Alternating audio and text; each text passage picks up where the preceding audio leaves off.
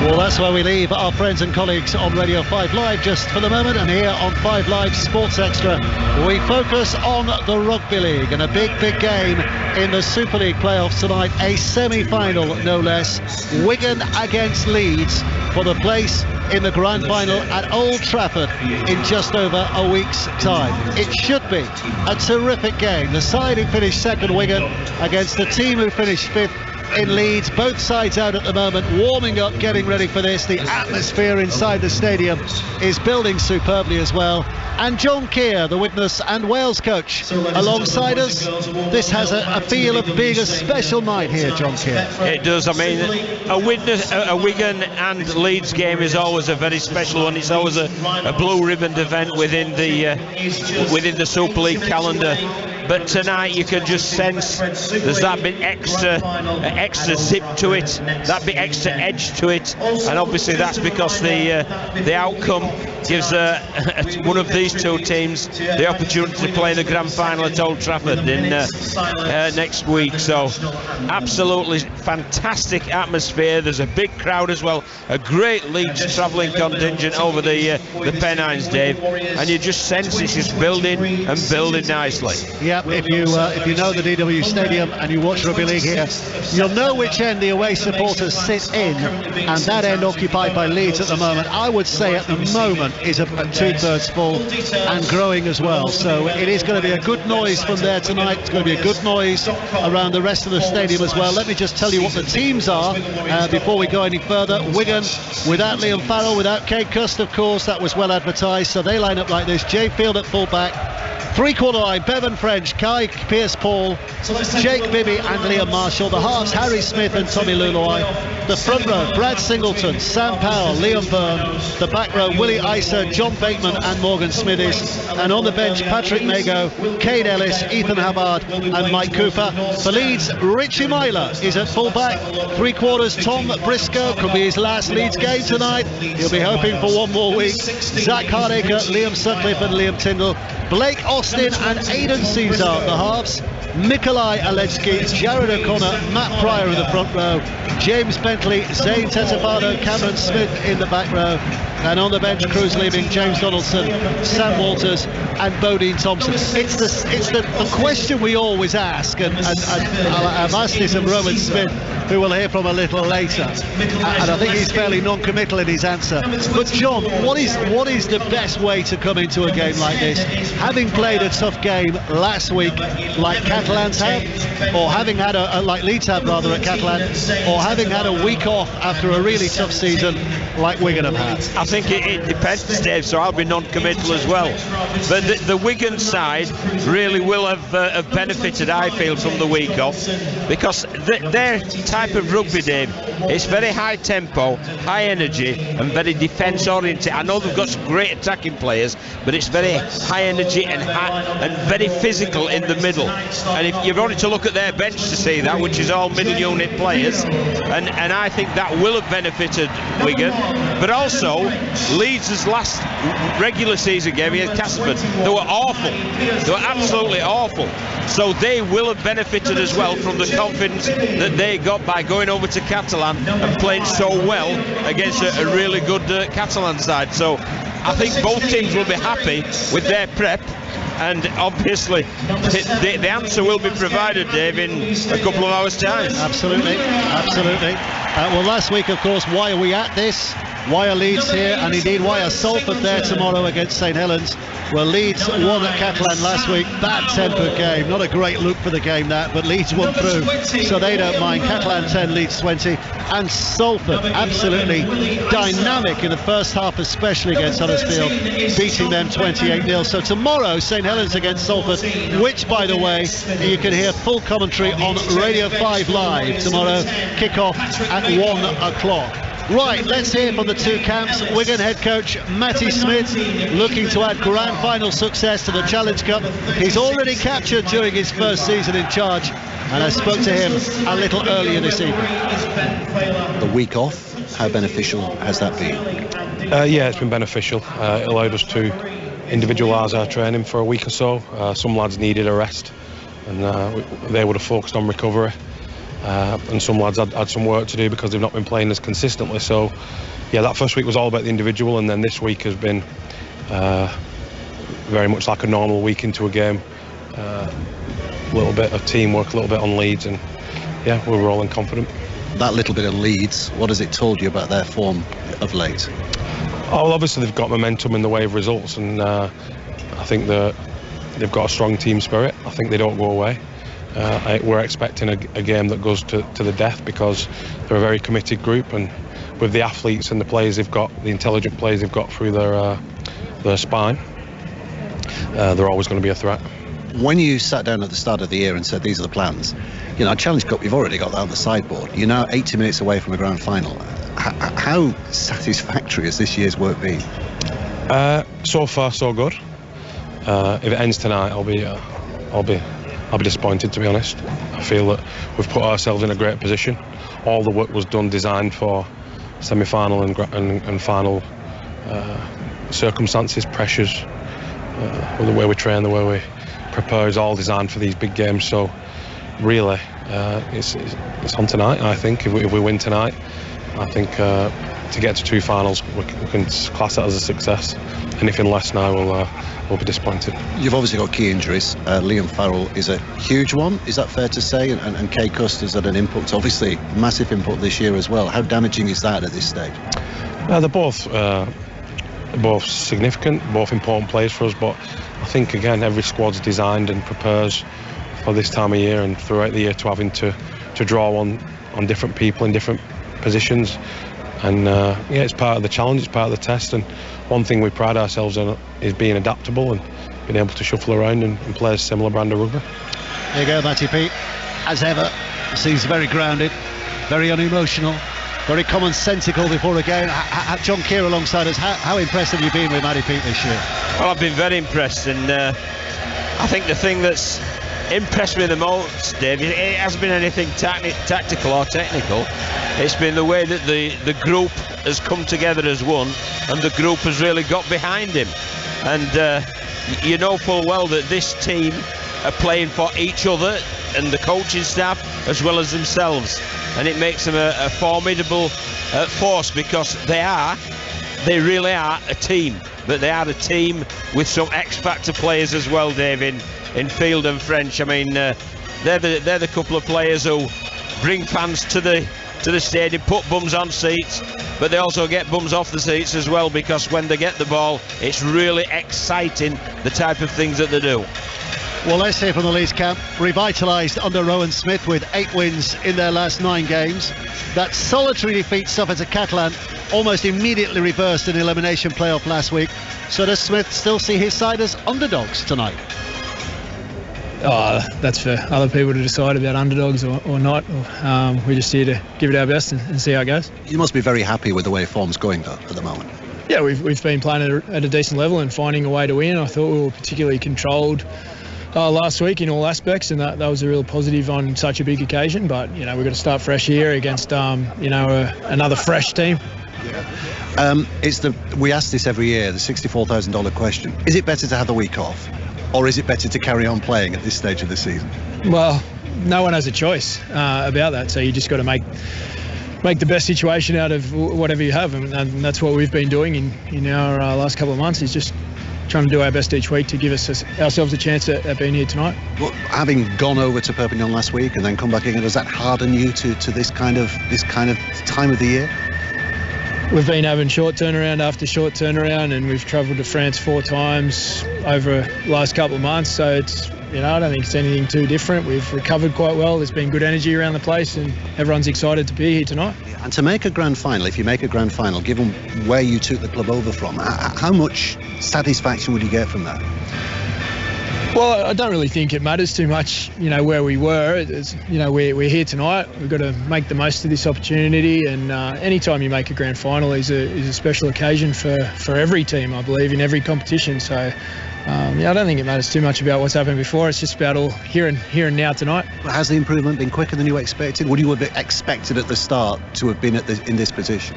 Well, I didn't have a lot of end of year expectations personally. I just came and tried to be adaptable and understand the situation that we're in and try and bring about some short-term change, and that snowballed a little bit, and it's got us to this point. So I didn't really have any set expectations on how long it was going to take to improve or to get some results. I just did my best each day, and the players have jumped on, and it's been an enjoyable journey.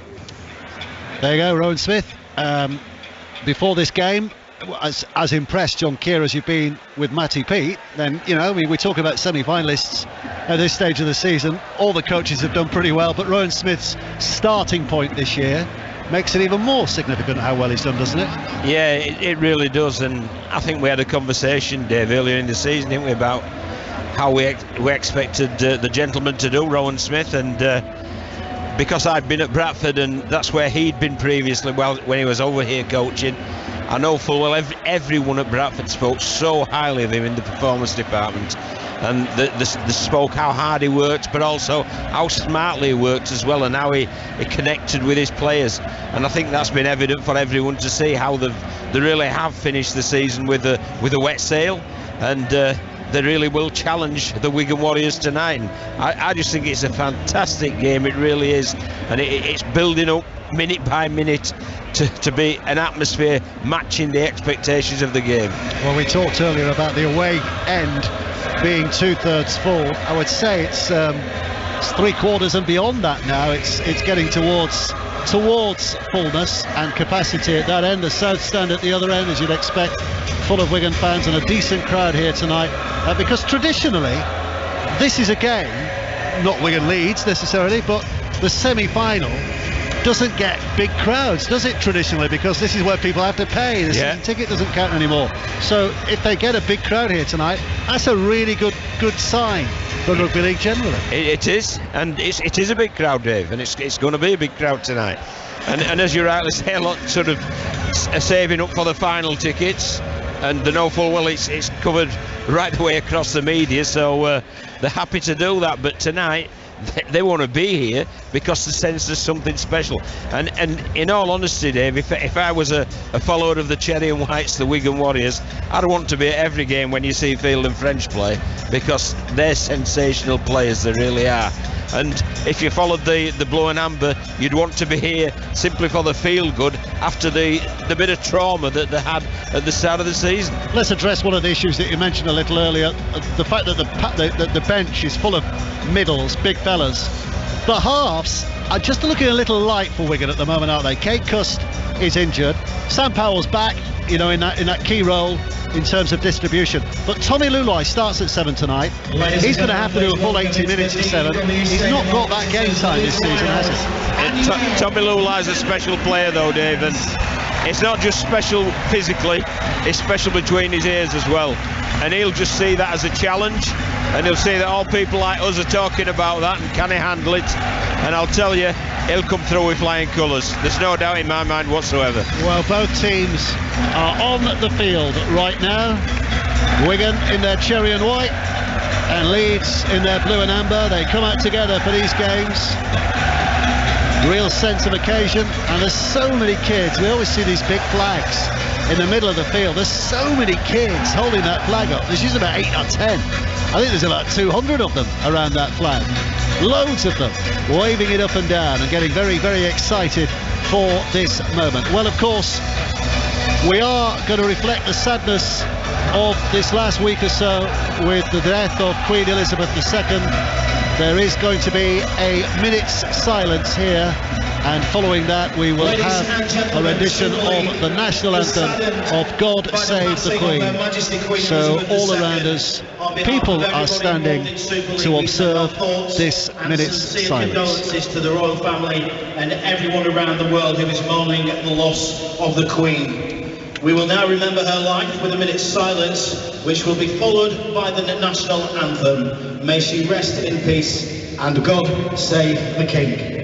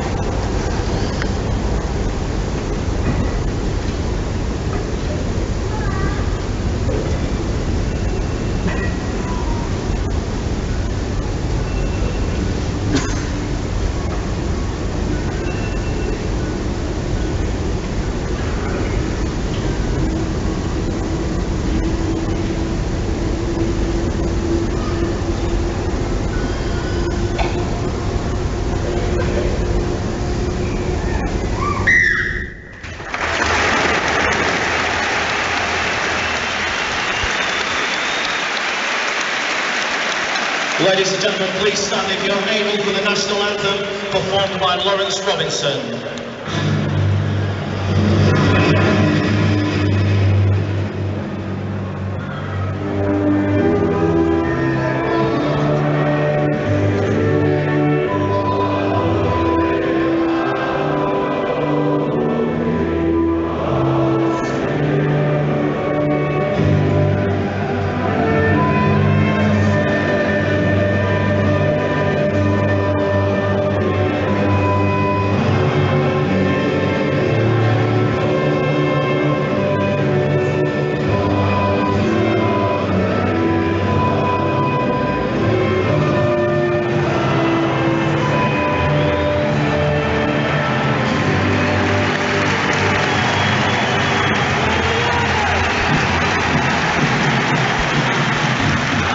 Well, terrifically and impeccably observed minute's silence, and then the national anthem, God Save the King, ringing out all around the stadium as well.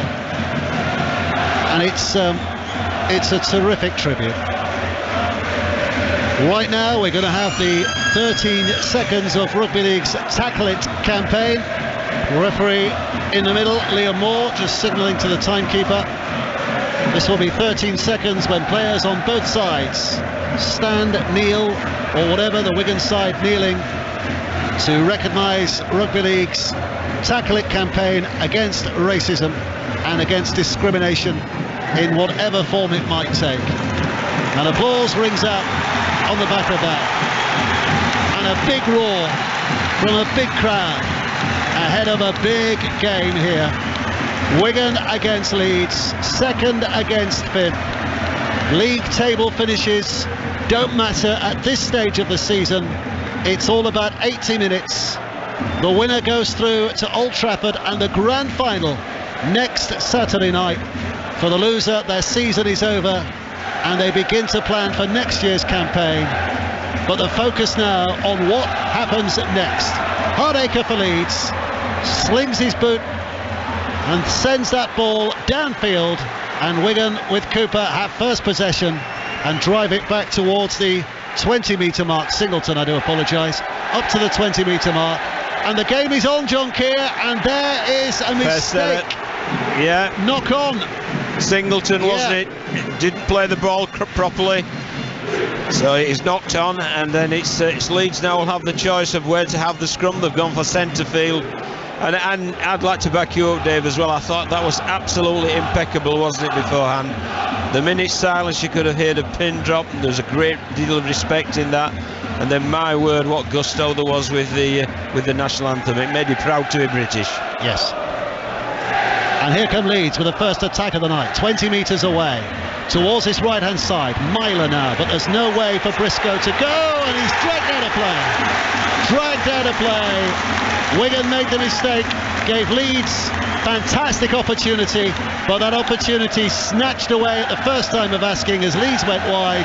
Wigan's defence got over there, and they now get the ball back with a play the ball about 15 metres from their own line. What an atmosphere, Dave. I mean, that was magnificent defence, wasn't it, from the Warriors? But they took the Leeds player, Tom Briscoe, over the sidelines, which obviously means that they turned possession over, and the whole stand behind where Wigan are defending just stood as one to applaud them. It's great when defence is appreciated, and my word, it was appreciated then. Morgan Smithies wrestling away here, him and Bentley. The referee says get on with it, Bentley, let's go. And it's taken downfield. Wigan in possession here. Singleton driving it forward. We played 2 minutes and there's no score so far. Both sides have had little wins. Leeds getting early possession from a Wigan mistake, but Wigan's defence doing its job and dragging Leeds out of play on the next play to get the ball back. Terrific atmosphere inside this ground, but with 2 minutes played, it's 0-0. And it's Leeds back in possession with a kick downfield. What a tackle that was by John Bateman. You know, we've got the youngster there, Liam Tyndall, who was just trying to hunt space, and Bateman just jumped out of the defensive line, absolutely clattered him. Fantastic tackle there from Bateman. It's really lifted this Wigan Warriors side. Just gave our friends on 5 Live a little bit of an update. We're over there, second half, the full second half commentary. Wherever you're listening to this, you'll hear full second half commentary anyway, but we will also be on 5 Live for second half as well. And tomorrow's game, by the way, St Helens against Salford, full match on 5 Live tomorrow. Oh, dear Big kick me, downfield. It's taken well by Jay Field, and he runs it back and is immediately collared by Liam Sutcliffe. And that was real great defensive work, wasn't it, from Wigan, forcing Leeds to kick from within their own 40. But it was a great kick from Austin, wasn't it? It was floating like a paper bag in the wind, and how Jay Field absolutely nailed the collection there. He watched the flight of the ball and just fielded it impeccably. Liam Marshall takes Wigan inside the Leeds half on tackle 3. Morgan Smithies now muscles up and hits the line and takes them back a stride or two. He wants to quick play the ball. They're wrestling with him. He gets to play the ball. Powell comes to this left-hand side. Wigan now, it's with Isa. Isa squeezes back towards the 20-metre mark. That's the 5th tackle. So 1 play to go. Wigan 20 metres out. It's shifted to Smithies across to Luluai. Luluai puts the kick up towards the corner, being chased by Bevan French. There are hands up there. It goes to ground and bounces out of play. Referee's got a decision. Who got the last touch? And it's going to be Leeds who get possession. Wigan's last touch. Yeah, well, it's a good ploy, because he's really good in the air, is Bevan French, but Liam Tyndall stood his ground there, and although French got over the top of him, it's too difficult to rein in, and it's consequently it's Leeds bringing the ball away from their own end, but they're finding it very difficult, Dave, to get yardage. They really are. Wigan's big men in control just at this moment, because Leeds inside their 20, trying to get themselves downfield as quickly as they possibly can. Smith is going to be tackled on the 30 metres. And that's the reason, Dave, they have 4 big men on the bench, because they invest so much energy defensively. Leeds eking their way towards the halfway, still down the middle at the moment. Lechke gets up and plays. Now it comes to the boot of Caesar, left-footed, sends it, angles it towards the touchline, but a foot put on it by Jay Field, gets control, picks it up and runs it back, but the chase from Leeds is good, and Wigan will start on the 20-metre mark inside their own half. Yeah, it was a very good kick, was that. You know, it made Field turn, and it took any impetus. He can't take the ball on the front foot, it was a back foot to take. And then, as you rightly pointed out, Dave, it's a really good chase from the Rhinos. I'm not sure if I've asked you this, but it's a pertinent point. Liam Farrell, how much has he missed by Wigan tonight? Well, he's bound to be missed. He's one of the form forwards of Super League, but that's a great kick. Hang on, Harry Smith from inside the 40. Oh, and Richie Myler dives across and picks it up. And he was a fingernail away from the touchline. He's done very well there, Richie Myler, and kept it in play. Credit to him, because that was early in the tackle count that Harry Smith put boot to ball. It's a cracking kick, left footer towards the sideline, and he did a great job, did Myler, there, to prevent Wigan having a 40-20 and retaining possession. So Leeds again trying to make some distance forward with ball in hand, but less than 30 metres from their own line. 3 tackles gone, I think, so far. Smith goes left to Pryor. Pryor tries to bully his way through, but the Wigan defence is good and strong. He's twisted round by Powell and Bateman. Now it comes back to the middle again. Oledzki straightens up, almost certain to be in Sean Wayne's plans, you would have thought, for the World Cup. Which kicks off in not too many days from now. That big match against Samoa at Newcastle. There's a kick on the 6, up in the air from Austin. Marshall travels well, magnificent, catches it well, but Bentley's caught him. Magnificent and catch. It's a high tackle, penalty for Wigan. They are absolutely, I can't describe to the listeners, Dave, how difficult those kicks are to catch. They really are, because Blake Ossie, he kicks the belly of the ball, which means it spirals and it floats, and it's difficult to pick the flight out. But both Field initially and then Liam Marshall there have fielded those kicks absolutely superbly. So tap restart for Wigan, the penalty having been dispatched to touch. Tap restarts on the halfway line, and here's Byrne, Liam Byrne with the initial surge, 8 metres inside that Leeds half. Luluai now takes it on, goes to Smithies. Smithies, there's an arm there from Pryor, just dangled out, almost made telling contact with the head, but the referee's happy. Play continues. Smithies gets up, Powell goes to that right-hand side. Kai Pearce-Paul now will try to inject himself. Incredible offload from him, collected by Powell again. It just flew out of Kai Pearce-Paul's grasp. Brilliant offload. Wigan now are 2 metres away from that Leeds line when Powell is tackled. Here comes Singleton. Singleton straightening up, still bustling in. Held up right in front of the sticks, maybe just to the left of the sticks. 8 away. Powell goes to the right. Luluai with a short pass. Smithies tries to punch his way through. Leeds defence too good for that. 1 play to go. Powell into Luluai. Luluai called for it, but he hurls it out to Harry Smith. Smith has to reach, puts it back on the inside. Here comes Field. Field kicks towards the corner. The ball bounces up in the air. Bevan French tries to get it, still being juggled around, and eventually goes dead behind the dead ball line. But the referee, I think, has given a knock-on against Wigan. He might have even given an offside against Wigan there, but he's given a knock-on, I think, and as it was a 6, it'll be a handover for Leeds. It was great play, that, wasn't it? And that wasn't a made-up play, Dave. That's obviously been practice where they moved the ball wide to the left. They then went against the grain of the defence, and he kicked for Bevan French once again to put Tyndall under pressure. But it's ultimately, as it's come out, it's a knock-on in goal area. Yeah. So it's Leeds with a 7-tackle set, starting on with a 20-metre tap. Yeah, the referee obviously just hesitated there to allow the video referee to have the ultimate decision, and Leeds get the benefit of that because the tap, as John says, takes them much further downfield than they might have been. It's over on that left-hand side with Tetabano, who's down 15 away from the halfway line. Carried up now towards the 40-metre mark, but not by too many steps before Wigan's crushing defence gets in there. This is brutal, isn't it? Their defence, absolutely brutal. Trying to go out with Austin. Austin, though, runs into trouble in the shape of a couple of more defenders. On the 40 metres still, inside his own half. Maleczki now takes it up, straight back, tall backed, up to the halfway line. They're slowly running out of tackles, though. O'Connor's the dummy half. No Dwyer again tonight. That was the selection that Rowan Smith went with last week. 5 tackles. Brad Dwyer left out of the 17, leaning on the bench. O'Connor starts the game. 6 tackle. Austin, it's charged down. Morgan Smithies picks it up. Referee says play on. Smithies manages to get to the 40-metre line inside the Leeds half before he's dragged down. Gets up and plays it now, and Wigan's suddenly coming forward here with Bibby.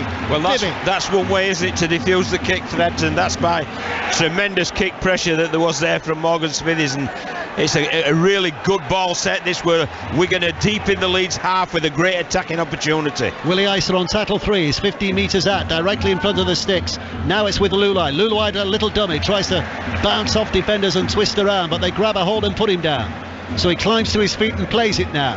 Back it comes to Powell. Powell with a couple of dummies. Byrne now will go surging forward and hits that line hard again. 5 away. 1 play to go. This is Powell. Powell slips it left. It's with Smith. Smith with a miss-out ball to Marshall, who's gone on the outside and dives for the corner. Flag's gone over. Defenders over there. Touch judge not sure. Referee not sure. Squares in the air. And what's he given? Try on the field. Try on the field. Liam Marshall's pace on the outside might just have given Wigan the opening score here, but the video referee took up. Yeah, well, it looked a try for me initially, Dave, but I must admit I didn't see the actual put down because everybody in the stadium stood up and blocked our view. But my word, it's some finishes that from Liam Marshall. Wow. That is some finish. Wow. It's like a circus act, isn't it? The acrobatics are sensational. Take on his left foot, keeps the ball in one hand and just plonks it down. His whole body, apart from his right arm and the ball, is out of the field of play, Dave. What a fantastic finish that is by Liam Marshall. We talk about Field and French. What about Field, French and Marshall? Well, here comes the decision. It's going to be a try. Listen to this. It is a try. It is confirmed. Liam Marshall, the scorer. Harry Smith with a conversion attempt. His 22nd try of the season, Liam Marshall. I think it's 70-odd tries now that French, Field and Marshall have scored between them this season. And let's give credit to the kick pressure there. That's what got Wigan the field position, was Smithy's kick pressure and recovering the ball when it charged it down.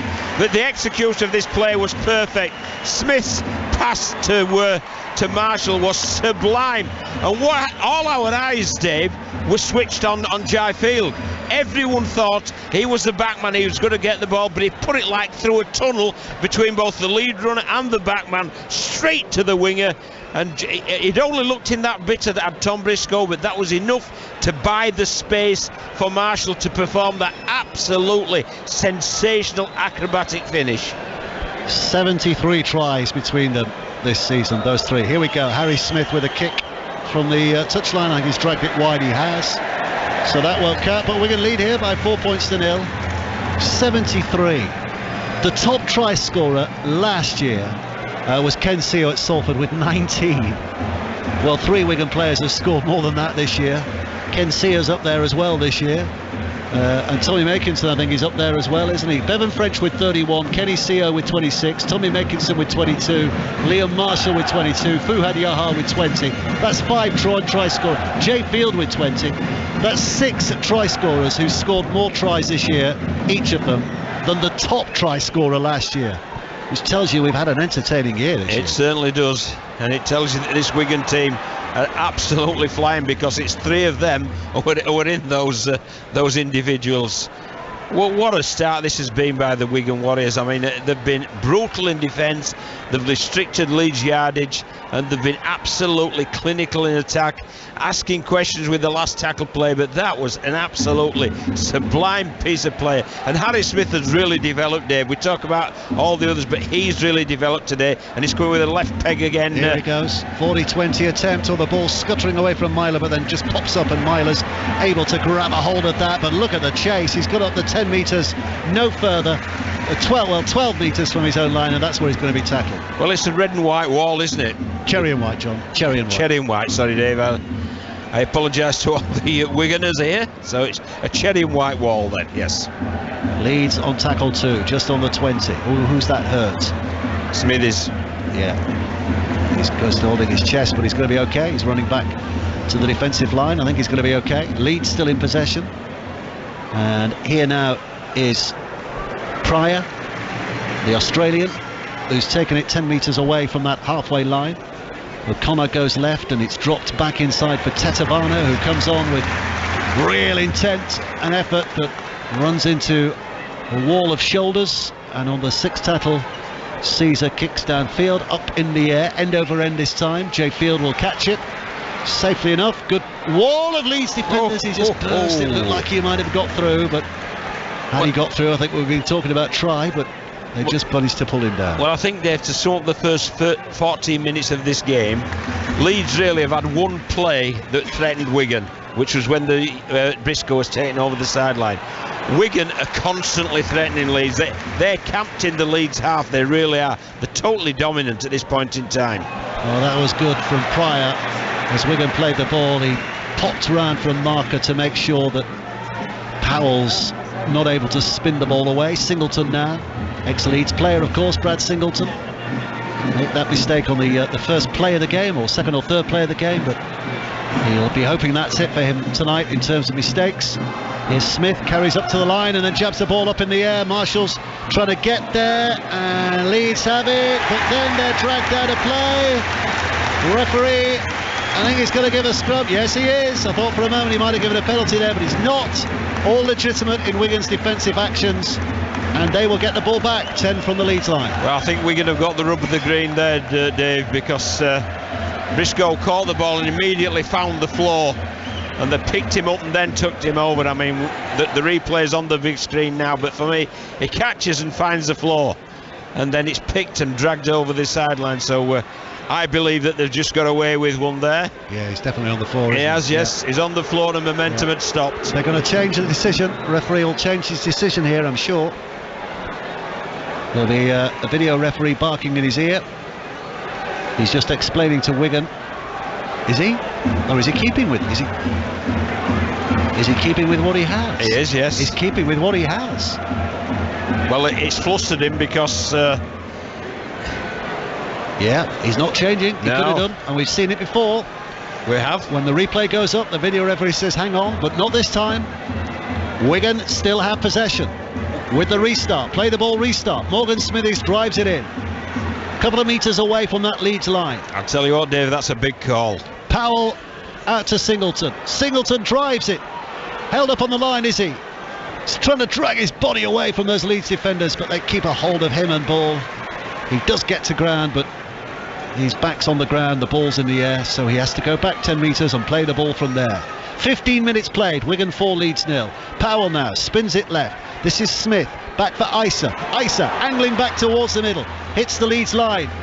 Little twist of the body, but he can't get through. Held on to manfully by Pryor. Now Powell. Powell goes short. What a tackle. The hit from Tetevano sees the ball spill out of Smithy's hands, and Leeds immediately start an attack on that left-hand side. What a tackle. That was a 4-point tackle, that wasn't it? An absolutely fantastic tackle there from Tetevano.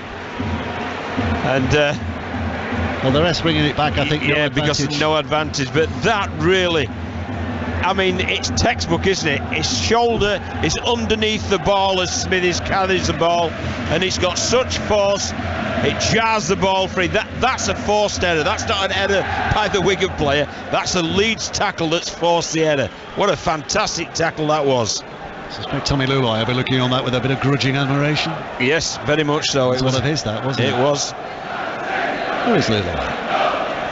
Where is he? Must be packed down in the scrum. No, he's there. He's at the short side, yes. Yeah. Exactly where he should be. He's got a number 7 on his back there, yeah. Standing in the position he should be standing as well. Anyway, Leeds have possession from that scrum.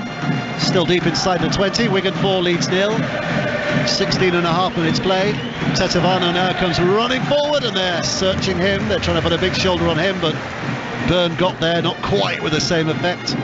Solid hit, but ball stays in place. Bentley now for Leeds. Loose carry, is it? Has he lost the ball? Well, it looked like a loose carry, and the referee says yes, it was. You could see that ball squirming around Bentley's back, and he's claiming a ball steal, but the touch judge and the referee are saying no, you needed to respect the ball a little better. Yeah, well, I think that the touch judge and referee's got the other one wrong, the Briscoe dragging to touch, but they certainly didn't get that wrong. That was just brutal defence, that was. And they really are. Wigan are front-loading so much energy in those early tackles, and Leeds are finding it really difficult to clear their own end. I mean, if you use a boxing match analogy, Wigan are well ahead, aren't they? Wigan are well ahead. Yep. Leeds on the ropes for the most part. Penalty against Leeds. And it ain't even a differential, it's a straight penalty. I think that's for not binding properly, I think, isn't it? Is it for the loose forward breaking too early? And that has become a penalty this year. Up to this season, that would have been a differential. Yeah, well, Richie Myler's going up to the referee to question that. Yeah.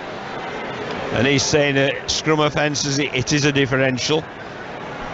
I think Liam Moore's still a little rattled, you know, from the Briscoe incident. I really do. I think he's got that right, though. That rule has changed this year, hasn't it? Well, it depends what he's given it. If it's offside, no. If it's offside, it's a differential.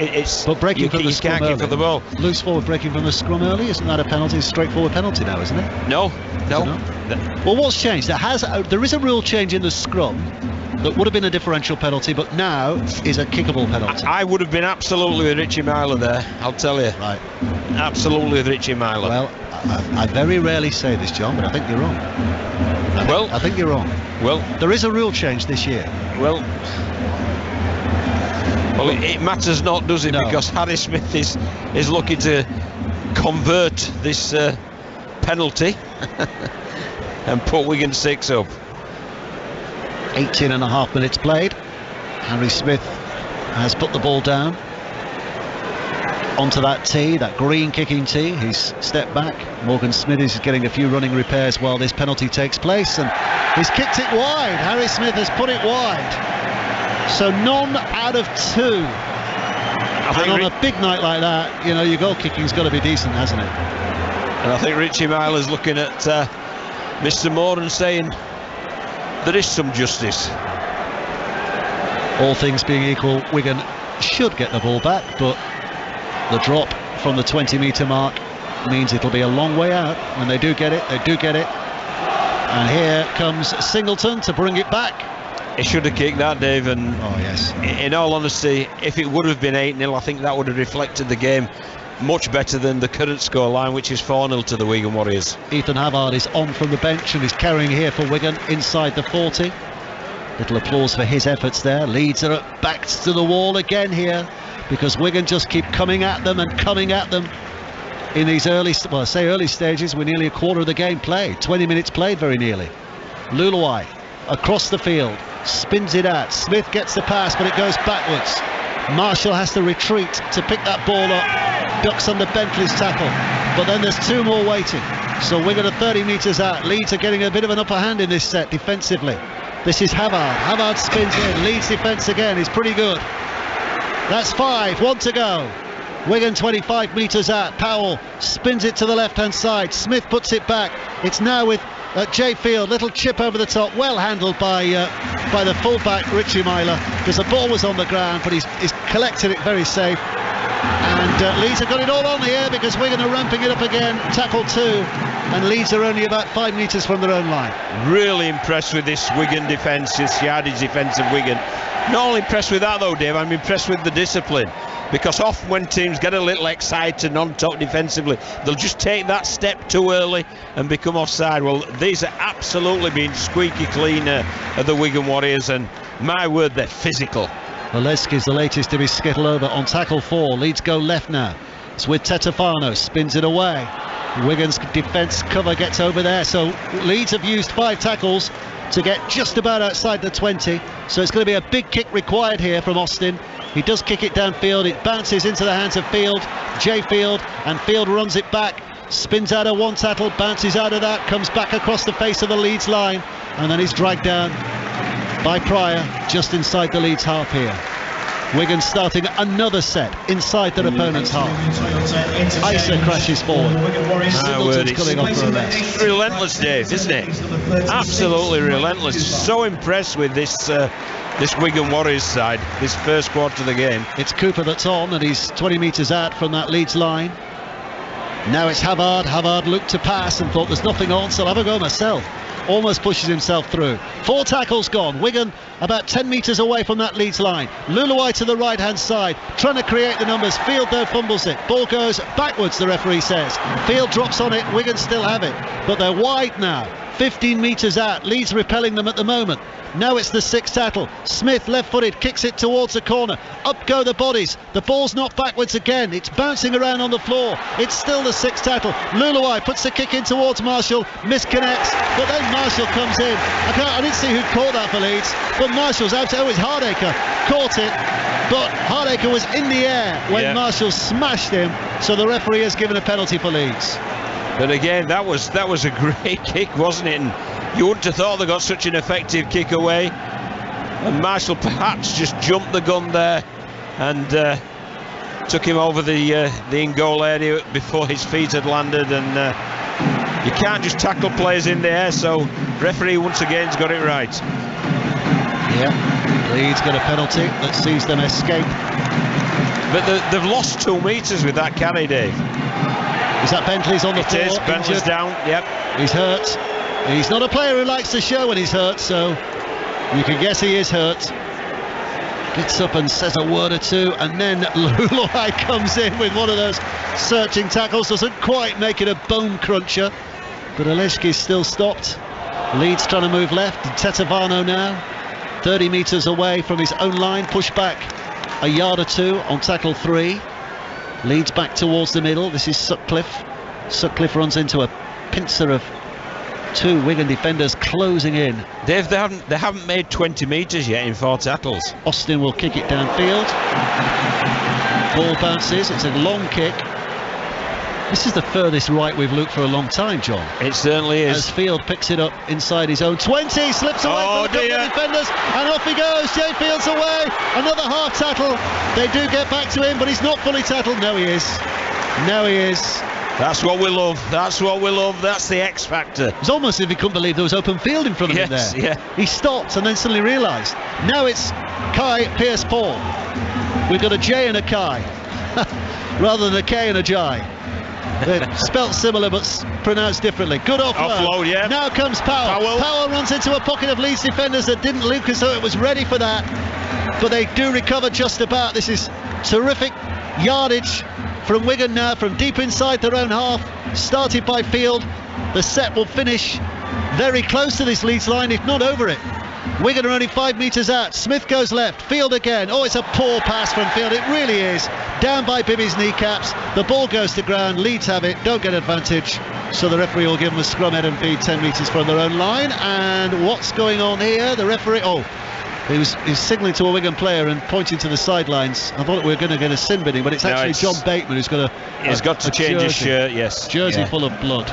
I'll tell you what, Dave, you know, we are singing, rightly so, singing the praises of the Wigan Warriors and how they're dominating this. But just look at how well that Leeds Rhinos are showing that resilience to sort of stay in the game, and they just keep turning up for each other. Showing the rules there, John. Producer Craig, if a player breaks from the scrum early, it will result in a full penalty instead of a differential one. That's the rule change this year. That's in the Guernsey Press. He's found that in the Guernsey Press. Outstanding, isn't it? Well done, the Guernsey Press. And well done, producer Craig. Wow. Don't praise him too much. That's ordinary for him. He stands a spot on every week. 15 minutes of the first half remaining. We've got a stoppage in play because John Bateman needs to have his shirt changed. So they're going to wait. It's not a night you want to spend too long without a shirt on either, is it? Because it's just a bit chilly. I think when you're running about out there, Dave, I don't think they'll be feeling the same as we are up here. No. Sat in the stand. And they're a bit tougher, certainly than me. Not you. You were once one of them. You can claim. But we're not moving. No. We're sat still. They are moving. Yeah. That's a great pace, and covering a fair few kilometres as well. Here we go. Feed of the scrum by Leeds. 10 metres from their own line. Wigan leading by 4 points to 0. The domination by Wigan has been, you'd suggest, maybe deserving of a bigger lead, but Leeds' defence has hung on, so well done to them. Wigan 4, Leeds 0. Hardacre for Leeds in the right centre's position, tracked towards the sidelines, but he goes down to ground about 5 metres in the field of play. O'Connor spins it back towards the middle. Here's Cameron Smith. Mike Cooper got in up top. 2 more Wigan players get in. Dave, they've got to play more. They're going too lateral, Leeds. They're obviously getting spooked by this defence, which is incessant. But you must, if it's like that, you've just got to take your medicine and play direct. Austin again on the last, kicks downfield. More of a screw kick. This time the ball whizzing around all over the place, bounces up, taken by Field onto Marshall, and Marshall runs it back to the 30-metre mark where he is tackled. We have played 26 minutes of the first half. Wigan are leading by 4 points to 0. The try in the 10th minute, Liam Marshall with a quite sensational finish in the corner. Harry Smith's missed the goal, and he's missed a subsequent penalty as well. But Wigan are so dominant here. Leeds will be mighty relieved that it's only 4-0 that they trail at this stage. And we have 14 minutes of the half remaining. It's fascinating, this game, Dave, because it's so one-sided on the field of play, but on the scoreboard it's, you know, 4-0 it's not nothing. Obviously it's one of the 4 than the 0, but you wouldn't feel too down about that if you were a player wearing blue and amber or a fan wearing blue and amber at this point in time. Luluai up to the 20-metre line, gets the pass away, and Havard now tries to burst his way through. He's dragged down 10 metres away from that Leeds line. Another wave of Wigan attack here. Left it comes to Smith. Smith puts the short pass into Cooper. Cooper with the offload. Back to Smith and now Field. And here's Marshall. Marshall, who's standing furthest left for Wigan, but he's in Bibby, furthest left for Wigan, but he's in that left centre's position rather than on the wing. Plays the ball. Marshall has it now inside for Luluai. Luluai dummies to Cooper and to Smithies, and then gets it away to Havard, and Havard taking on Tetevano one-on-one. Tetevano's got a hold of him. I think was mindful to try and steal the ball, but realised that Cameron Smith was involved in that tackle as well. It's with Luluai. Luluai 10 metres out with a little dummy, tries to work his way through. Dragged down, that's the 5th, 1 play to go. Luluai will pick himself up and play it a yard from the line. This is Powell. Powell back to Smith. Smith with a step, left-footed back into that right-hand side, puts the kick up towards Bevan French. French gets up there, knocks it back. Pierce Paul now, but he's got a man on him, so he offloads it. Wigan still trying to keep it alive. Bateman tries the kick and the chase. It's touched by a Leeds player. It's another set of 6 as Wigan pick it up. Well, John Bateman struck lucky there, and Willie Isa gets tackled, but Wigan get another set of 6. Well, John Bateman will tell you that was a piece of kicking genius. It was an awful kick, and he got very lucky. That's the truth of it. Yeah, I was going to sing the praise of the Leeds defence because I thought it frustrated Wigan, but Lady Luck favoured them, and they're now camped right on the Rhinos line. This is Harry Smith. Oh, and Cooper just spoons it on to Luluai, very nearly mishandled it. This is Bateman again. Bateman, 3 Leeds defenders surround him and put him down. 8 away. Pearce-Paul collects it. He's going to have a go at the line, is Kai Pearce-Paul. Can't get over. Leeds defenders respond well enough, but there must be some fatigue in that Leeds line. There really must. Luluai again, back with Smithies. Smithies tries to push through. Leeds working really hard, but they've done a lot of hard work in these opening 29 minutes. Back with Smith again. Field to Isa. Isa throws the dummy. Nobody in the Leeds defence takes it. Leeds fans applauding their side's efforts here. It is heroic stuff at the moment from the Leeds defence. Wigan come again. Havard now just using his brute force, trying to push his way through. 5 away, and last tackle is the next. Powell spins it back. Smith back the line. Bibby finds the defence coming in. Leeds defenders, 4, 5 of them there to make the tackle. Leeds fans off their feet. Absolutely. Tackle complete. Fantastic. Absolutely fantastic. This is good attack from Wigan, but it's even better defence from Leeds, Dave. You know, the word that sums the Rhinos up at the minute is resilient. They are just so resilient. They're under so much pressure, and they're just turning up for each other. And at some stage, you just feel that they've got to break at some stage. It's like the water flowing against the dam, and there's a crack in the dam. But at the minute, it's holding up. The Leeds are back in possession. They're trying to battle their way for position here. Bentley tackle on tackle 2 just outside the 20. O'Connor picks it up, and Leeds just trying to batter their way forward as much as they can. Thompson just on the field. Leeds go left with Caesar to Myler. Myler helps it on to Tetevano. Tetevano on that left hand side is dragged down. So Myler jogs up again into that dummy half position. Tyndall takes it over the 40. That's 5. 1 play to go for Leeds, still inside their own half. Austin again has to put the relieving kick up in the air. Again, it's huge. Field underneath it, catches it safely, runs it out to that right hand side to Pearce-Paul. Pearce-Paul to Bevan French. French over the halfway line, skips back on the inside. He's bamboozling Tetevano, but there's more defenders over there, and French put down. But Wigan are back 30 metres away from that Leeds line. Yeah, what a great kick return that was. He fielded the kick, looked straight away for his fellow attacking threat, Bevan French, and my word, it was there. And again, it's Wigan within 20 metres of the Leeds line. French has got an injury. More on that in just a second, because Wigan are attacking again here. Bateman with the offload. Powell gets the pass away. It goes right where Luluai is running. Luluai gets the offload. It goes backwards. Pearce-Paul drops on it. That's all he can do. Yeah, French is struggling, Dave. Bevan French is hobbling at the moment. Picks the ball up from dummy half. Throws the pass on the inside. Cooper now just explodes onto that, but tackled 10 metres away. More defending for Leeds here, right on their own line again. Harry Smith drags great down. defence. Whoa! Brilliant effort coming in from Austin there, who flew out of the line. Here's Field. Field's kick picked up by Hardacre, and Hardacre's on his way downfield. He's being chased down. Harry Smith gets across and makes that tackle. Hardacre waits for the play the ball. Picked up by Cameron Smith, but Leeds have escaped their line, and the longer this goes on, the more belief that Leeds must be picking up here. Yeah, but they're tired, Dave. They're tired, because when Hardacre made that break from the kick, it was you could sense the relief in the Rhinos team, and they just wanted a few seconds just to get some oxygen back into their lungs. Only needs a flash of brilliance from one of their players, though, and they're back level and maybe in the lead. In a game they've been absolutely second best so far. Hardacre now. Again, it's a rare moment when we're looking down towards the southern end of this ground. Picked up by Bentley. Bentley dragged down. Tackles in the back here for Leeds. A chance for them to attack. Slow play the ball. In for Austin. Austin 20 metres out. He's going to take the line. Oh, that's a penalty. Mago reached out. It might be in trouble. It might be in trouble, Dave. Took him high. Penalty 10 metres out. You see, Oh, referee's stopped the clock here, and he's looking at the big screen, and that's never a good sign. It won't do anything.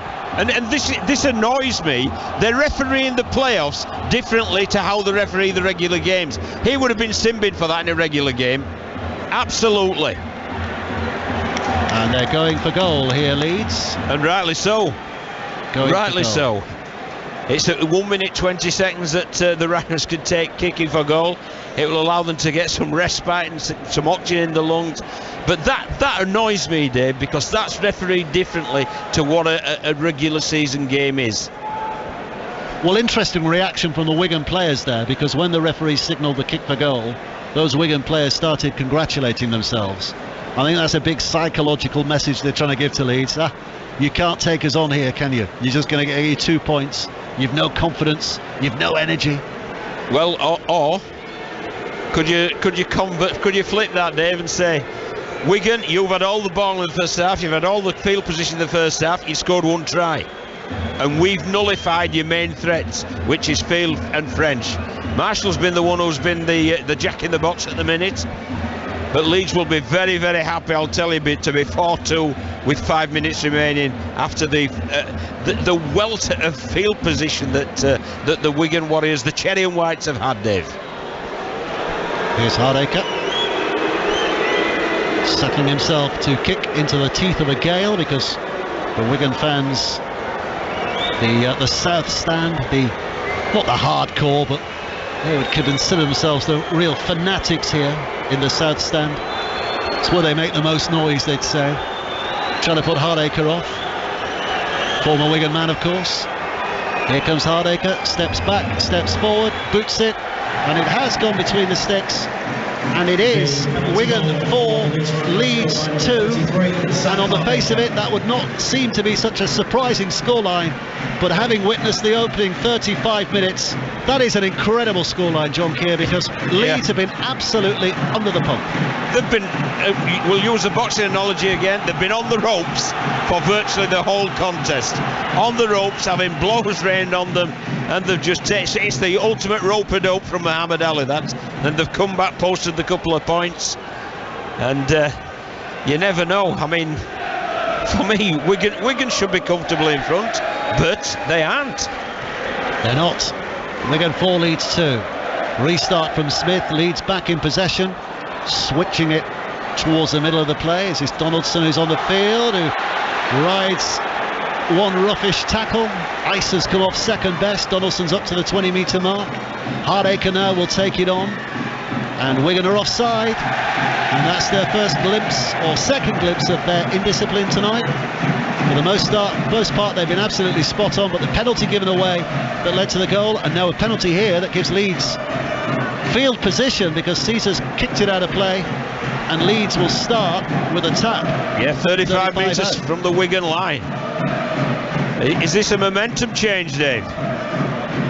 So here, in the first instance, is Bodine Thompson, who's on from the bench relatively recently. O'Connor picks up from dummy half and goes left. It's now with Cameron Smith. Right into a wall of Wigan defenders. Put down. 25 out. O'Connor waits patiently at dummy half. Full 40 minutes here. No sign of leaning yet. It's run in by Donaldson. Another relatively fresh on the bench. O'Connor now goes to that left-hand side. Tries to push and weave his way through. He's only 5 metres out when he's put down. Tetevano picks up a dummy half. Slings it back towards the middle of the park. Smith now to Thompson. Thompson tries to push through. 3 Wigan defenders on him. 5 gone. Here comes the last. Expect a kick.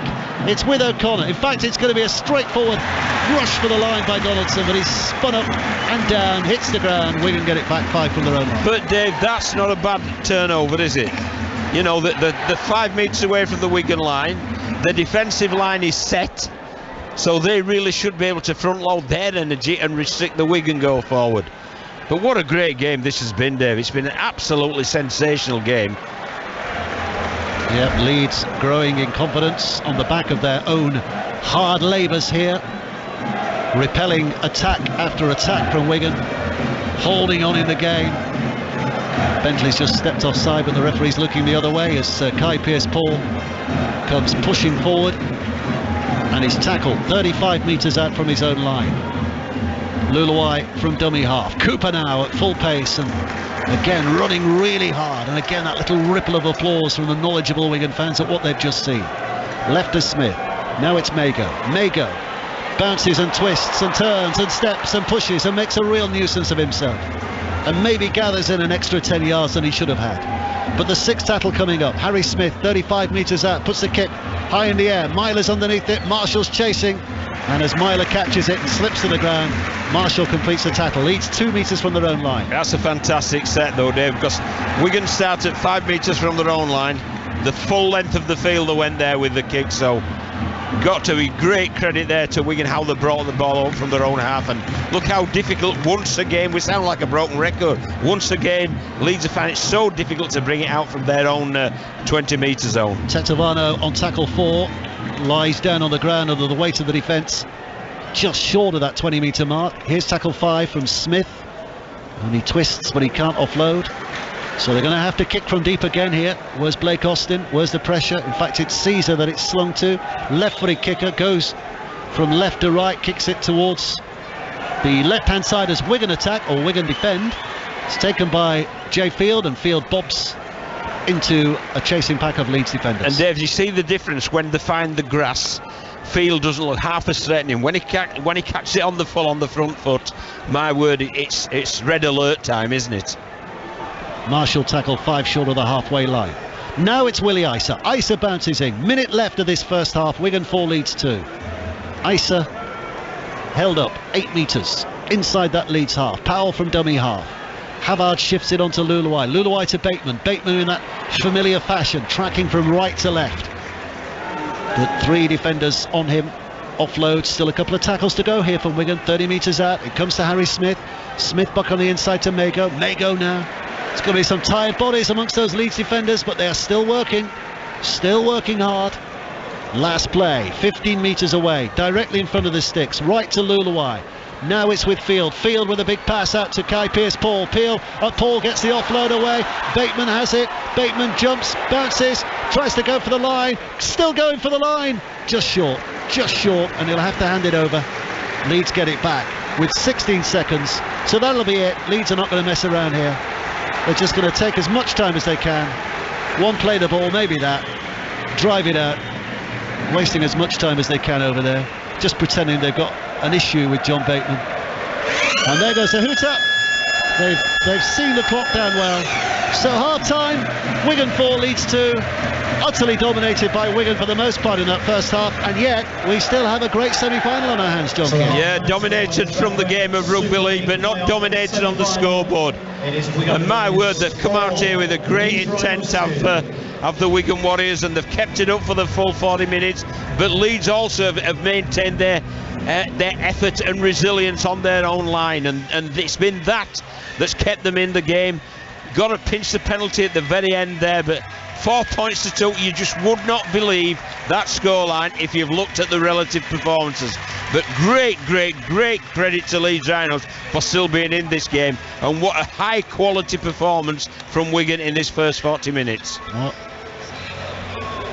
Half-time, Wigan 4, Leeds 2. Wigan have completely dominated the first half. Liam Marshall with a try after 10 minutes, but the goal missed by Smith and a penalty as well. But Wigan just camped on that Leeds line. Leeds' defence was absolutely heroic, and they got points back with a penalty 7 minutes before the break. A Mago high tackle, Hardacre kicked to the goal. So it's still all on at Wigan 4, Leeds 2 at half-time.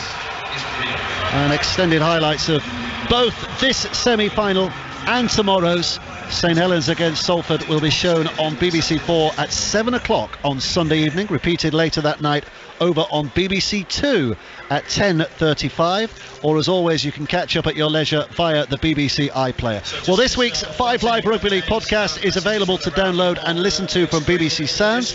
On it, the Salford Red Devils head coach Paul Rowley joined Kevin Brown and myself to look ahead to tomorrow's semi-final against St Helens, but also to reflect on his side's success this season.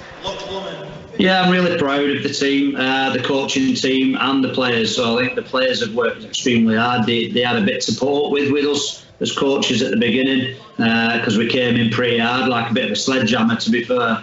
It was definitely bad cop between the coaches, and we didn't, give the lads an inch to move. But they were very receptive, very coachable, and then since then we've put the weight of empowerment on their shoulders, and what they've proved is that they're quite the technicians, some of them, and they do their own work. They're very diligent, and they've turned into a decent team, a decent bunch of mates, and a decent team. So I'm pleased for them. How far out did you see this coming? Because about 8-9 weeks ago, you didn't look like a top 6 side. I think it's fair to say you had a lot of injuries. You are an under the salary cap squad. I think even you would have accepted that at that stage, mid-table was perhaps the height of your ambitions. Is that fair? Yeah, well, I think there's always 3 groups in Super League: your top 4, middle 4, and bottom 4. And so I think our short term would have been, from our club, would have wanted us to be the top of the bottom 4, if you like. But we tried as a coaching staff and players. We had belief from day one, but we really did take it one step at a time until we got to Wigan and Saints, when we'd done played every team once, and we felt we had a couple of really good performances with a bit of a broken team, and I just thought the belief grew from there. And obviously the time it took for everyone to settle into, we completely ripped the playbook up. Everything were alien to everybody, so we all kind of grew and learned at the same pace, and I thought that was really good for us as a group. But like you say, I remember when we lost at Wakefield, walking across that field there, and a couple of Salford fans telling me to pack my bags and get out, so it can soon change in the blink of an eye. A couple of games, you one end to the other. Wasn't Ian Blease and Paul King, that was it, who were telling you to pack your bag? Kev, how much has it surprised you? See what Salford have done. It surprised me how far they've come. But I remember watching the Wakefield game with you, Dave, and we was just blown away with some of the skill we saw. I think it was more than 10 tries that day, and it's the way they're going after teams. They look confident. I still speak to a lot of the lads, and it's not a question of do they expect, or do they think they can win. They expect to win, and I think that's the biggest thing, that the most commendable thing for Rolls is that he's got his team expected to win. And coaching's about making your team confident and getting ready to play, and they've got that. I think when you look at the game at the weekend, Huddersfield for me looked like they were trying not to lose, and Salford looked like they went to win the game. I thought the way that they threw the ball around initially, it didn't come off a couple of times. They came up with errors, but it didn't waver them, and I think that's the trust that they've got within the process now. It's taken a period of time, but the threat across the field, it must be a headache for any defensive coach coming up, because good balls all over the field. They don't play conservative. If there's a chance, they'll take it. They've got threat on the edges. I think everyone realised at the start of the year the talent they had. But I think the front row as well, I think it's going unnoticed at the minute what Alex Gerrard, Tyler Dupree, and obviously Andy Ackers is getting the plaudits how they're playing. The variety of attack is very, very good, but no one's talking about the defence. I was so impressed with the defence this week. Jack Ormonroyd, I just thought, I've never seen him play like that. I don't know what he's done to get his team firing like that, but Jack Ormonroyd went for Chris Hill, and I thought he got the better of him. Yeah. That win against, Kev just mentioned the Wakefield game, which was, wow. But was the win against St Helens the key in terms of self-belief within the camp, Paul, that what you did to St Helens at home was just sensational? Saints were just played out of the game, weren't they? I know Christian Wolff afterwards said he's disappointed with his side's performance, but it was almost as if he didn't allow them to play. You just absolutely blitzed them. Was that the game when you thought we could make a big difference here? You know what, Dave? It sounds easy to say it now, but I don't think this group ever didn't have belief. And even though we weren't picking up results at the beginning of the year, I always felt our spirit, it never once wavered. We never once came in with heads down at all. It's never wavered. It's never looked like cracking. So sometimes it's just that little switch and that little moment, which was the Saints and Wigan game for me. Not ones we won. The two good performances, and from that point, We've, like you said, one win turns into another win, and then close losses become close wins, and then you know what, somebody gets on the end of when it just all clicks and falls into place, because we've got a bit of energy, and we had a bit of energy when we weren't picking up the results, and that's a true fact. You know, everyone says, oh, we've got a great bunch of lads at this club. Everybody says that. But the true test is when you're doing it tough. And when we've done it tough, them boys have never wavered once. There's never been any blame culture, just a real sense of accountability and willingness to get better. And support one another as a group, because we've had some tough times this year. I mean, there's that game against Hull, wasn't there, where a few weeks back, where everyone was sitting back going, oh, rub your hands together, here we go. And they came at you, Hull, that night, which was perhaps a little unexpected at that stage, and they made it really tough. That must have been a valuable game as well, because you had to really roll your sleeves up. It wasn't easy in that game.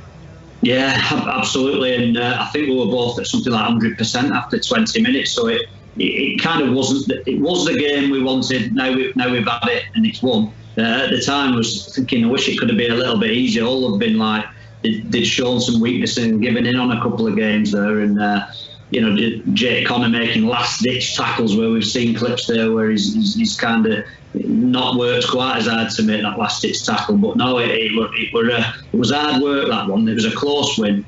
It was a little bit scrappy in terms of how we went about our business. But I thought Hull were great that day, and they, like you said, they really came at us, and we had to work hard. So that was a different way of winning, and important for us coming up, you know, into these playoffs. Yeah, when Salford, Kev, last got into a grand final, they beat Wigan at Wigan. Memorable night, unbelievable night. The atmosphere from the Salford fans was sensational that night. But it was a kind of a tired Wigan, wasn't it? It was a Wigan that was just running out of juice. This week, they're up against St Helens, who've had a week off, who are the league leaders, who have been the market leaders in terms of the way rugby league should be played this year in this country. You make them quite warm favourites, I should imagine. Yeah, and I think the rumours are that Matauti is going to be back, Percival could be back, and Hopewati too. So Saints are a little bit busted at the minute, and they're probably a little bit underdone, but they're still definitely massive favourites. But Salford go there confident, and the fans will travel. I thought the atmosphere at Huddersfield was sensational from the Salford fans. They'll travel in big numbers, and it's a free hit. It's a free hit for Salford. They'll go there. They've won 8 out of 9. You can discard the sort of Warrington game because they played a lot of young players, but they're the form team in the league for the last 10 weeks. So they'll go there confident. They will go there as underdogs, but I don't think that'll affect them. I think that, if anything, they'll benefit from that.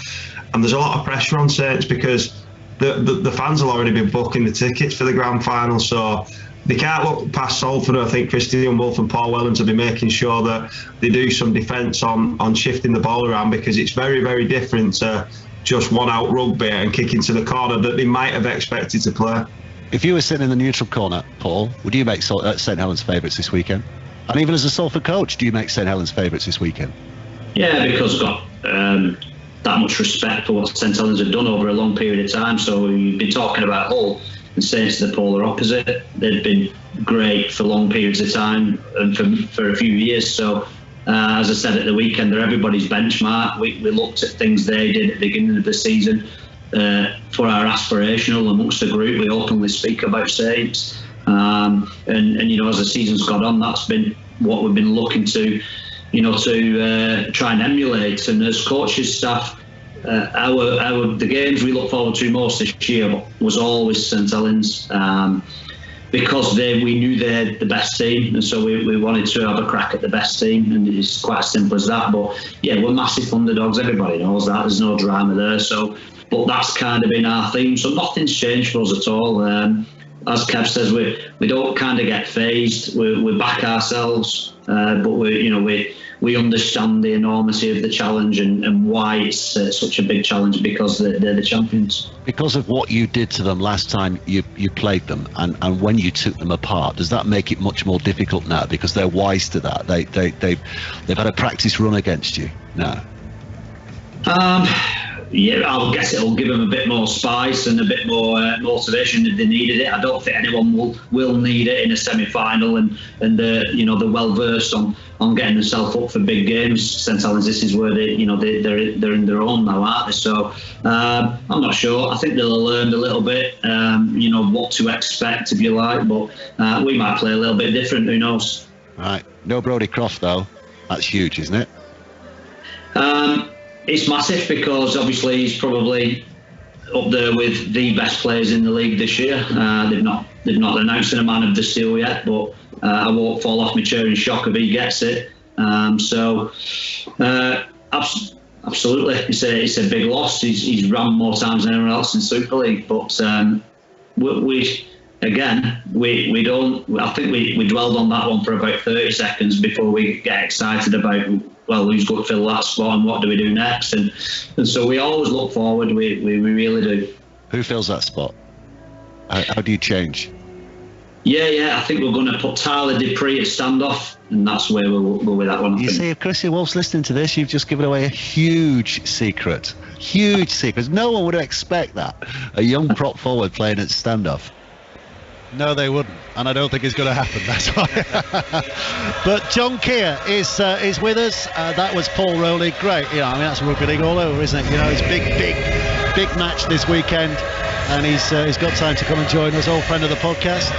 What do you reckon tomorrow, John? St Salford? Well, obviously St Helens have been the team of Super League, haven't they, for the past 3-4 years. They're going for the three-peat last year, so they're going for the fourth on the bounce, and they've been fantastic. They came top of the league in the regular season. But Salford, what a finish to the season that they've had. Some of the rugby league that they've made, they're my favourite team to watch, to tell you the truth, Dave, because they pass the ball anywhere, and I know Paul Rowley's philosophy is, if it's on 10 metres off the opposition line, why isn't it on 10 metres off your own line? And it's pretty logical, is that one, and they just play some great rugby. They finish well. St Helens obviously have got injury problems, the main one I feel being Alex Walmsley. And Salford, although they've got their half-back missing, I think Atkin will come in there and he'll do a great job. So it is nip and tuck. Saint slight, but I must stress, slight favourites, and I don't think anybody would be shocked should Salford come on the right end of the scoreboard. Well, we're about to join our colleagues on 5 Live and give commentary on this second half here. Wigan 4, Leeds 2 on both 5 Live and 5 Live Sports Extra. But just a quick one, that game tomorrow, by the way, Saints against Salford, is live on 5 Live as well tomorrow afternoon on the main network on 5 Live. So listen out for that. Kick off at 1 o'clock tomorrow. Lots of build up to that one. Salford, because of what they do, why don't others do that? Is it just because they have a particular nerve of doing it, or a set of players to do that? Why are not other clubs doing what Salford do? I think you have to define each other, and grow to your game plan or your structure that you fall back on to suit your place. That obviously suits them, and it's what Paul Rowley's philosophy are. We've all got different philosophies as coach. There's as many coaching philosophies as there are coaches, and perhaps that's Paul, and it certainly sits very, very well indeed with that group of players.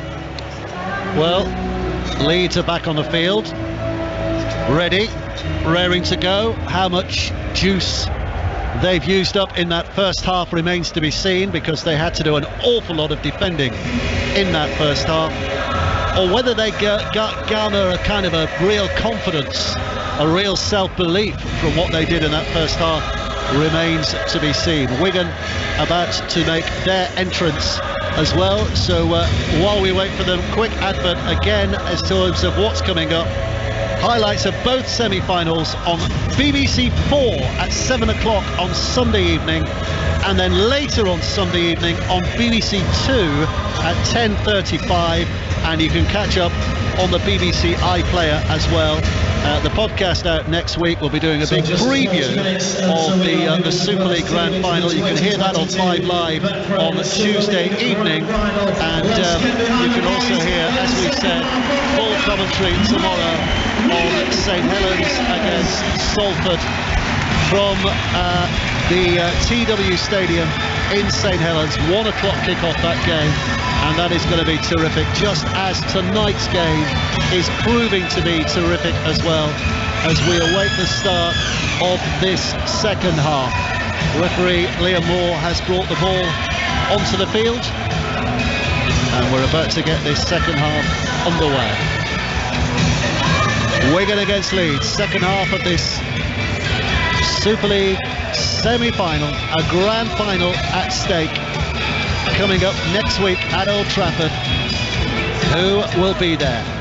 Leeds, St Helens, Salford battling for the right tomorrow. Tonight it's Wigan and Leeds who battle for the right. Harry Smith puts boot to ball, left-footed, kicks it downfield.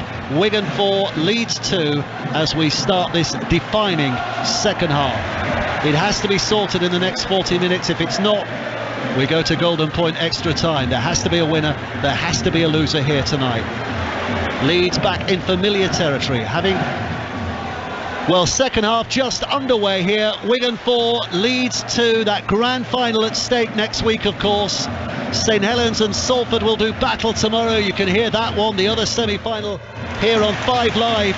1 o'clock kick-off for that, but just at the moment, the full focus is on this huge tussle between these two giant clubs. Wigan totally dominant in that first half, but managing only 1 try scored in spectacular fashion by Liam Marshall. And Leeds, through some heroic defending, hanging on and getting the bonus of a penalty 7 minutes before the break to narrow the gap to 4 points to 2. The question is, John Keir, Wales and Witness coach alongside us tonight, how much juice that first half effort has taken out of Leeds, isn't it? Well, all will be revealed in the next course of the next 40 minutes, but it will be very interesting as well, Dave. I think the coaches will really earn their money at half-time, and Matty Pete's message obviously will be more of the same, but perhaps a little more clinical or a little variation when they're online. But Leeds will take great heart from the resilience, and I think they just need to change a little how they're bringing the ball out from their own end, change angles so that the Wigan defence can't put 3-4 defenders in the tackle, because once again Wigan are finishing their set deep inside the Leeds half. Here comes Lulai with a kick to the corner on this last tackle, up into the air, leaps Tyndall of Leeds, the left winger, catches it well, 5 metres from his own line. But this is the problem from Leeds. It is. They're starting 5 metres from their own line, they're finishing not too far further downfield. Correct, and it's this is the process Wigan are going through, and they're being absolutely professional about it. Every time their end of sets is within 10 metres of the Rhinos goal line, and the Rhinos are just struggling to get out. But I like that. That's obviously O'Connor's been told to run more from dummy half, because that's an easy way of gaining the metres, and that will stop this on-rushing line defence from Wigan. So good on O'Connor, and good on Rowan Smith, the coach, for just slightly altering the tactics. Here comes Austin on the 6. He puts a kick downfield, the ball bounces and scutters along the grass. Jay Field is across there, the fullback, to collect it. It's a good Leeds chase, but Field evades the first tackle. He just bounces away. He's the slightest of figures, Jay Field, yet his durability is incredible. He just bounced off Austin and made another 10 metres. But that little scoot there from dummy half by O'Connor, it made Leeds further up the field, so they actually turned the ball over inside the Wigan 20, which is much more heartening than throughout the first half, because you could count the number on one hand that they did so in the first half, the Rhinos. Willie Isa, his tackle, here comes Luluai, and as he tries to pass away, Bentley comes in with a tackle, the ball is spilled and Tyndall picks it up, and Leeds will start a set inside the Wigan half. It's not too often we've been able to say that so far tonight, but Leeds, who've been absolutely under the cosh from Wigan so far, now have possession inside their opponent's half, and they still only trail by 4 points to 2. And here's an opportunity for the Yorkshire side. O'Connor from dummy half goes left to Donaldson. Donaldson, the Cumbrian, hurls himself forward. 3 Wigan defenders pulling him down. The Leeds fans are massed at the northern end of this ground, cheering their side on here at the moment. It's with Cameron Smith. Smith bounces away. Couple of dummies shown, but he's handed up by Bateman, and Bateman puts arms around him and pushes him into the turf. So off they go again. O'Connor, Tetavano comes on an angle. That's tackle 5. O'Connor goes out of dummy half and scores. Wigan's defence is fast asleep. O'Connor spotted that with deliberate sharpness, skirting around the outskirts of those Wigan defenders, touches down, and for all that they have been second best in terms of ball in hand Leeds tonight, they lead the game incredibly 5 minutes into the second half by 6 points to 4. Well, fantastic work from the young hooker Jared O'Connor. We mentioned about him carrying the ball from in yardage, bringing it from his own half. Well, he certainly chose the right time when to run there. It was the last tackle. He picked up Scooter and over he went, and that all came from Leeds' defence, pressurising Tommy Lulai, forcing the error, gave them the field position, and Leeds have taken full advantage of that, my word. And we spoke about how much energy will the first half have taken out of the Leeds Rhinos. How much psychologically, Dave, has the first half taken out of the Wigan Warriors? Camped on the Rhinos line, it seemed incessant pressure, and the Rhinos just did not break. And now they find themselves 2 points in front with a simple kick to come. Well, it'll be an incredible story if Leeds make a grand final, won't it? Likewise, Salford tomorrow if they can beat St Helens. But Leeds sacked their coach earlier in the season, Richard Agar, because they had such a desperately poor start to the season. Well, Bevan French of Wigan is coming off here as well. More on that in just a second. They picked up Rohan Smith, who was coaching at country level over in Australia. Big reputation, having coached or been assistant coach over here in the past, and he's turned the club around. They finished 5th in the Super League in the league table, but now are they on the way to a grand final for the 3rd time in their history, having finished 5th to reach a grand final? Well, we shall see. Hardacre's kicked the goal. They lead now by 8 points to 4, but the big news, Bevan French limping off. He was injured in the first half, John Keir, and the Wigan wonder is on the sidelines and looks like his game is over. Yeah, that's a heck of a strike player who's gone off the field, and we felt he was struggling, Dave, didn't we, in the first half. He's obviously gone in at half-time, had some treatment, whatever, and he's come out of the second half, and obviously he can't hack it, and it's a fair old reshuffle for the Warriors now, and to compound things after going behind on the scoreboard, they've given a penalty away, which will allow Leeds Rhinos to go forward.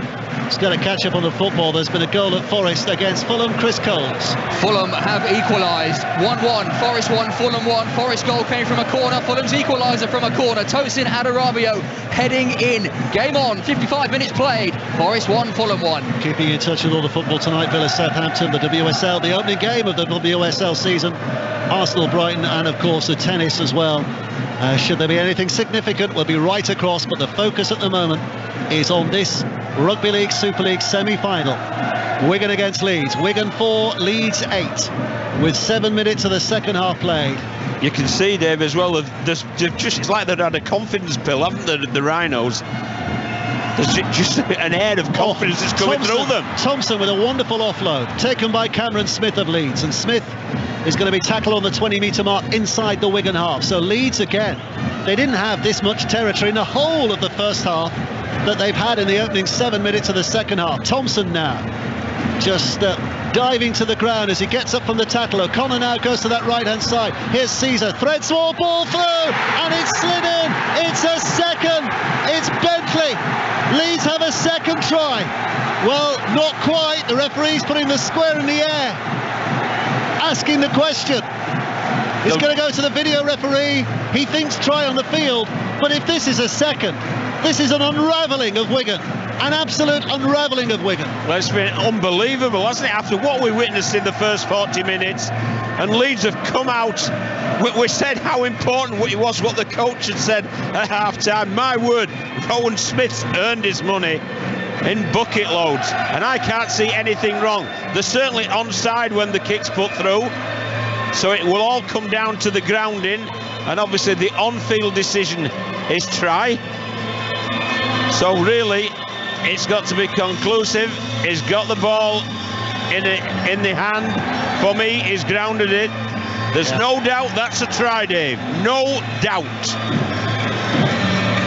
Well, they're looking at it from different angles. You sometimes wonder, well, that was probably worth looking at because there could have been a fumble there. There wasn't.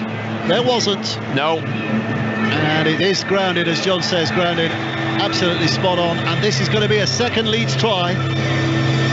3 2 tries in 3 minutes if this is given. And here we go. Listen to the Leeds roar at the far end. There they go.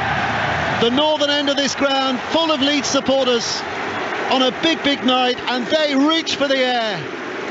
Blue and amber is all you can see up there. And Leeds lead by 12 points to 4 with a kick to come. Another goal at Forest. Chris Coles. Another goal for Fulham from 1-0 down. They now lead by 2 goals to 1. João Paulinho with a cracker from distance. 35 yards out, superbly bent it into the top corner to silence the City ground. Forest 1, Fulham 2.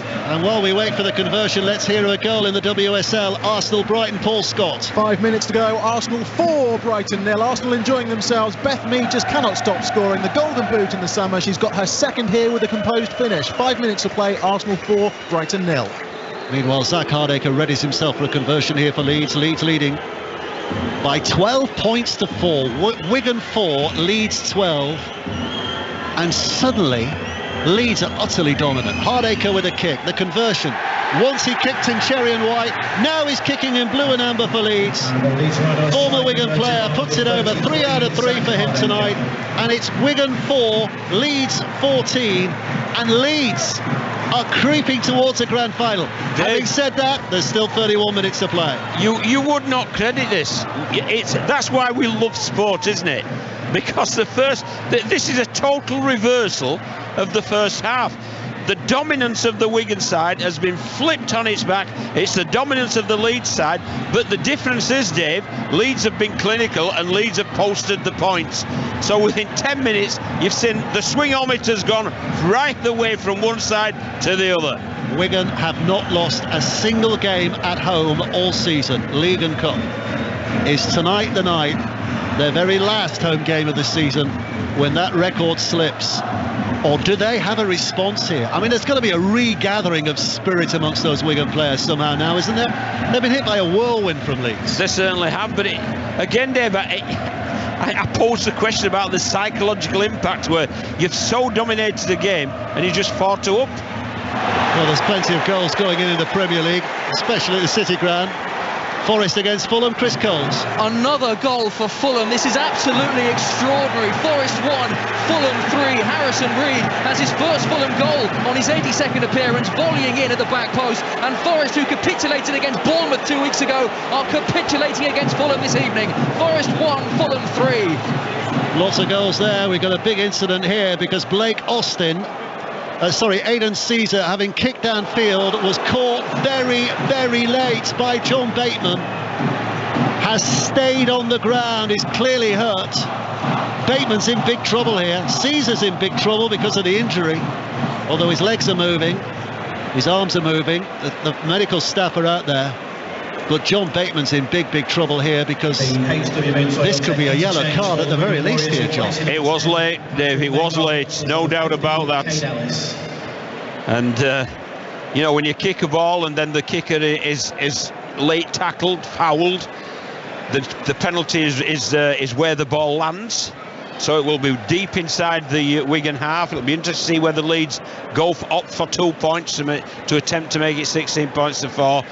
But the officials really are contemplating this because it's a big moment, David, in this game.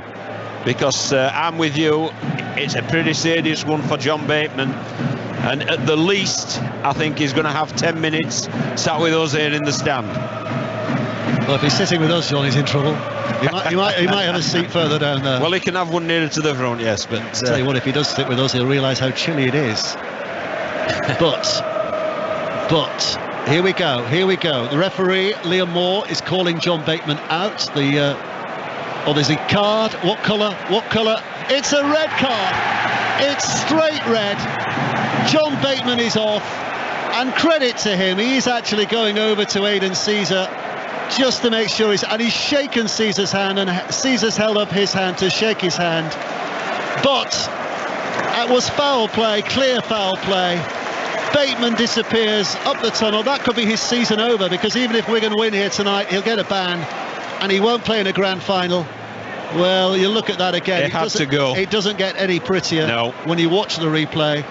Bateman sent off. Wigan down to 12. Well, it's Leeds, and it's direct contact with the head. And you can't say that it's careless or reckless. There's an element of intent in that. So he's in trouble with the suspensions, and I think Caesar's being taken off for a head injury assessment. Yeah, and the green card will be out here just to show that that's what's happening. Can't see anybody there holding the card up, but I'm pretty sure it's yeah, there it is, the green card being held up. So he's off for the head injury assessment. They'll have a check. Whether he comes back or not remains to be seen. John Bateman won't be coming back. Well, this is an extraordinary turnaround because Wigan were just so dominant in the first half, leading 4-0. It should have been much more than that, but they couldn't get over the Leeds line, which was credit to Leeds' heroic defence. Well, and then in the second half, Leeds have just hit them with a whirlwind. We said it. It's the Leeds. You could describe Leeds' first half performance as resilient, and this second half performance, it's just blown everyone away. There's the crowd to our right, which is a packed stand of Wigan Warriors fans. They're in stunned silence. And the Rhinos fans are really stood up there, getting behind their team. And interestingly, they're going for the tap, so they really are extending the pressure on the Wigan Warriors. It's 12 men of Wigan against the 13 men of Leeds for the 29 minutes that remain of this game. And Leeds are in the driving seat, leading by 14 points to 4, and looking for more. They're 10 metres out from the Wigan goal line. It's O'Connor out of dummy half, springs to that left-hand side. Is that Walters who's just on the field? Yep. Interchange for Caesar. I'll tell you as well, Dave, this is the time to introduce Cruz Leeming. 12 men, a freshman out of dummy half. There's bound to be some space around that ruck area. Bodine Thompson's put down right in front of the sticks, 5 metres away. O'Connor again, spins it right. Now it's with Austin. Austin back to Tetevano. Tetevano kind of hesitates and then puts on full blast, tries to get over the line, stopped on the 5th. Austin tries a dummy, puts it back on the inside, but Myler's going to be forward pass, I think, Dave. Yeah, he's tackled anyway, but it is a 6 tackle handover, or forward pass handover, so Wigan get possession 10 metres from their own line and need to recruit. They need half time here. I mean, we've just had half time. They could desperately have done with half time, so they could just sit in a quiet room and chat about what's gone on, but they don't. They've got the fierce heat of this battle now to try and get their heads back on again, don't they? They certainly have, yes, and it's this is a real test for this Wigan Warriors side. They've been marvellous all season, but the fact that they've had a man, they've lost one of their strike players in Bevan French through injury, they've had a man sent off, they've conceded 2 tries. It's just flipped completely this first 12 minutes or so of the second half. Here's Cooper, drives it in up to the halfway line. Always full effort from Mike Cooper. Recent arrival from Warrington, was going to come next season, but he was given permission to leave early from Warrington. 5 tackles, Wigan, they're 40 metres out. So left it goes into the hands of Smith. Smith puts the ball high in the air. Myler's underneath it. Tyndall's on the very nearly. Briscoe and Myler very nearly run into each other, but Myler's claimed it in the end. He's tackled, and another set of 6. Well, Marshall's trying to do something to lift his team, isn't he? Oh, brilliant from Marshall. Almost tackled Austin, but then he can't get hold of Briscoe, and Briscoe does get beyond the 20-metre mark. This is what Leeds weren't doing in the first half. And look what's happened there. Leeming's on now, Dave. Great call, I feel, from Rowan Smith, this, because he's fresh, he's sharp, gaps will be appearing. Cruz Leeming at dummy half, a potential England star in the World Cup coming up. Competition you'll see all over the BBC and listen to all over the BBC. It starts October 15th, I think it is, England against Samoa at St James's Park in Newcastle. Leeming that look forward, Walters gathers it on, they're allowed to play on. 5 tackles, 1 to go. Leeming goes to the right hand side. Austin puts the kick up in the air. Marshall underneath it, solid, then leaps, collects, goes to ground. I think he was looking for a penalty. I think he was looking for the contact in mid-air. The referee says play on. Nothing doing.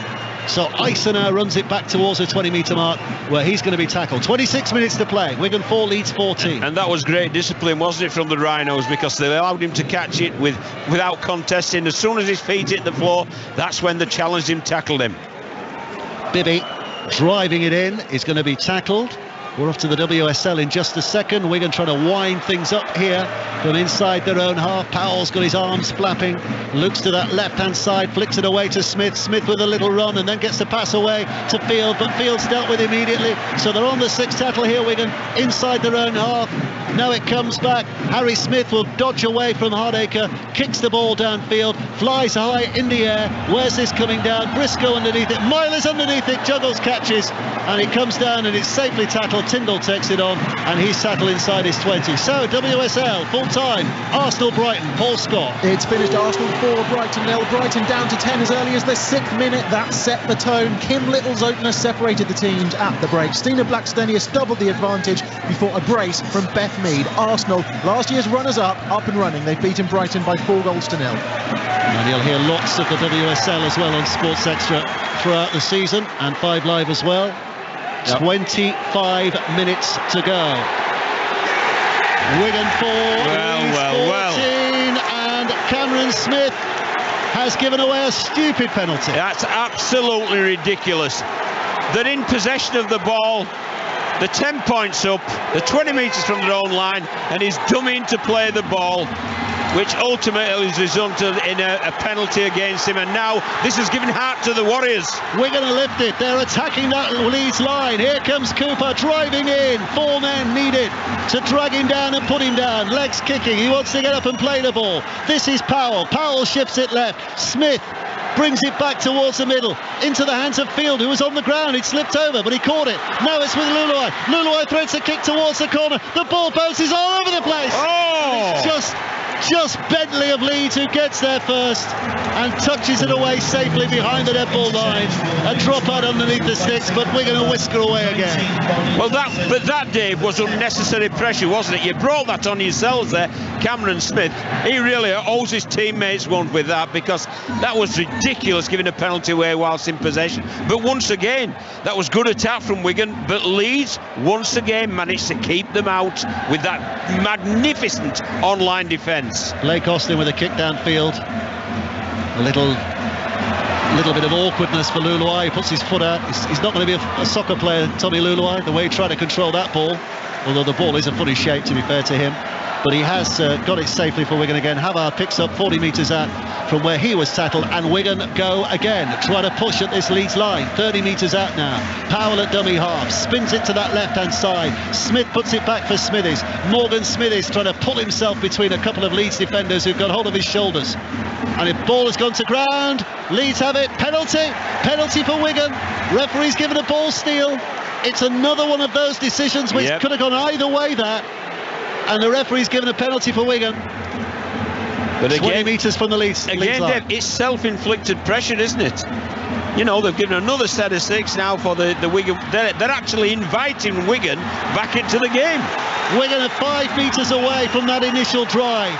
Picked up by Powell at dummy half. He's going to try and fling himself over the line.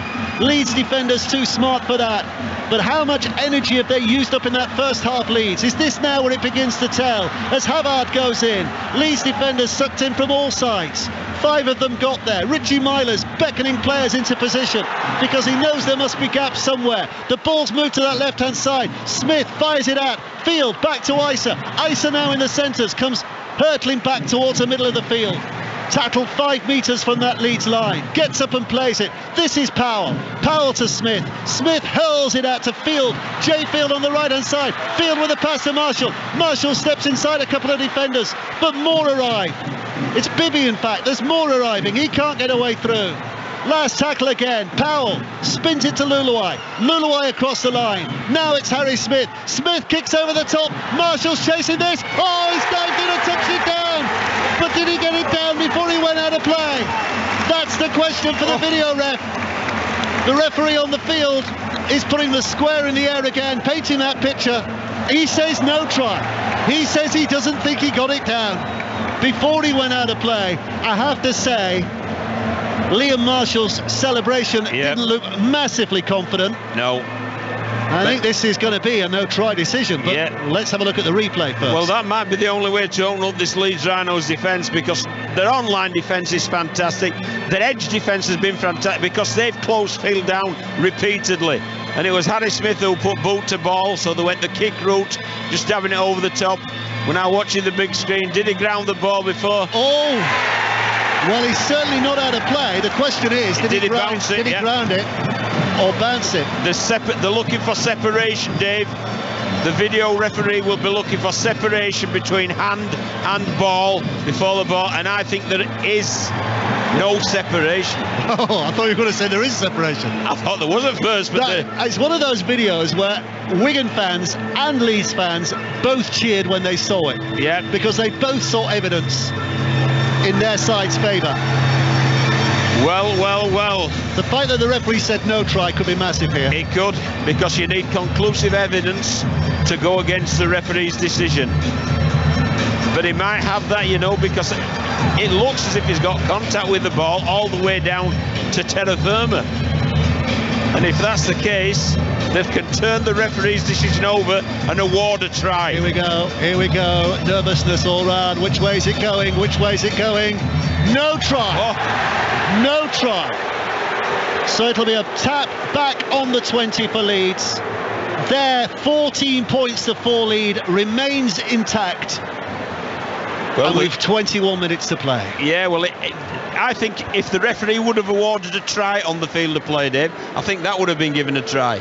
But because he said in his opinion it was no try, there's no conclusive evidence to overturn that.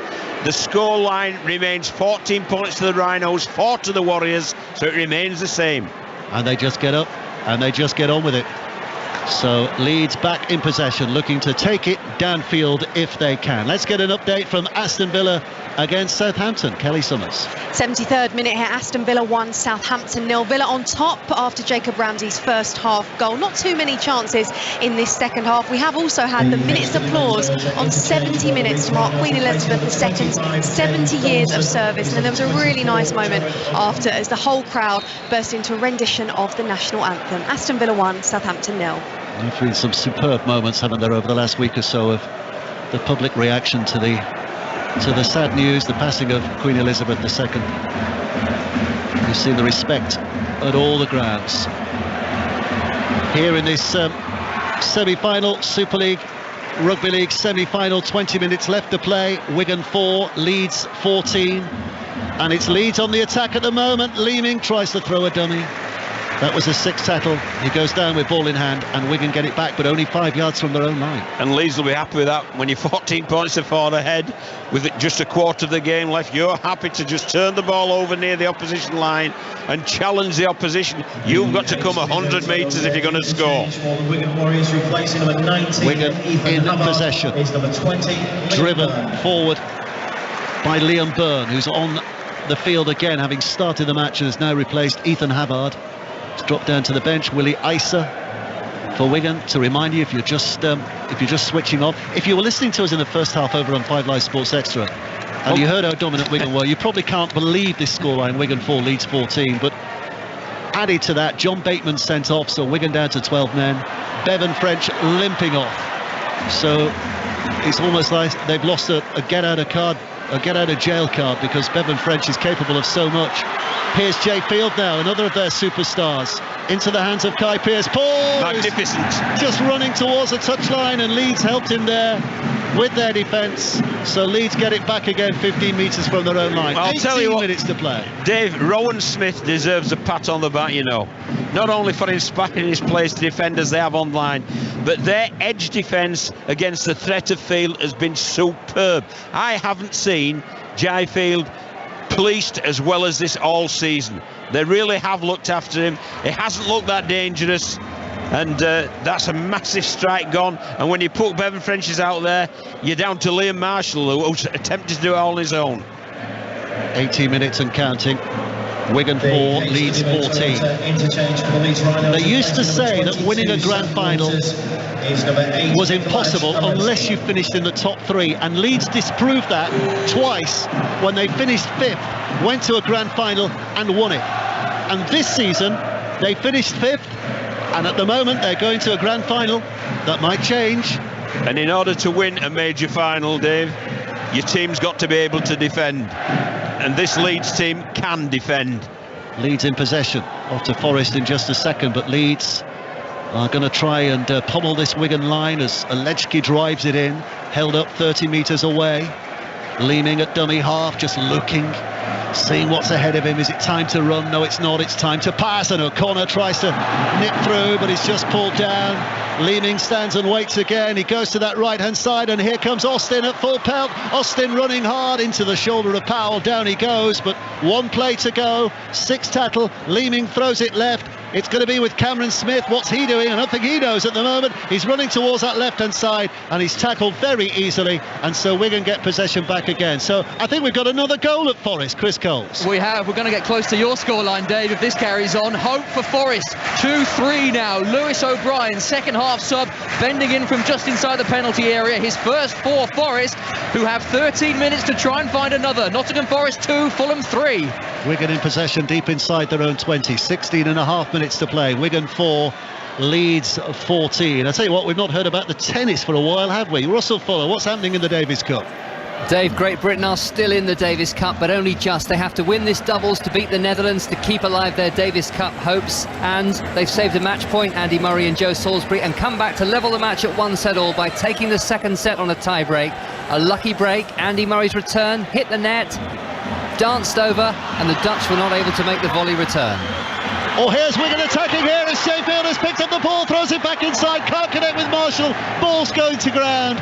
Leeds get the ball back, but that's Winfred and Field and Marshall on that left-hand side. Looked as though it had opened Leeds up there for a moment.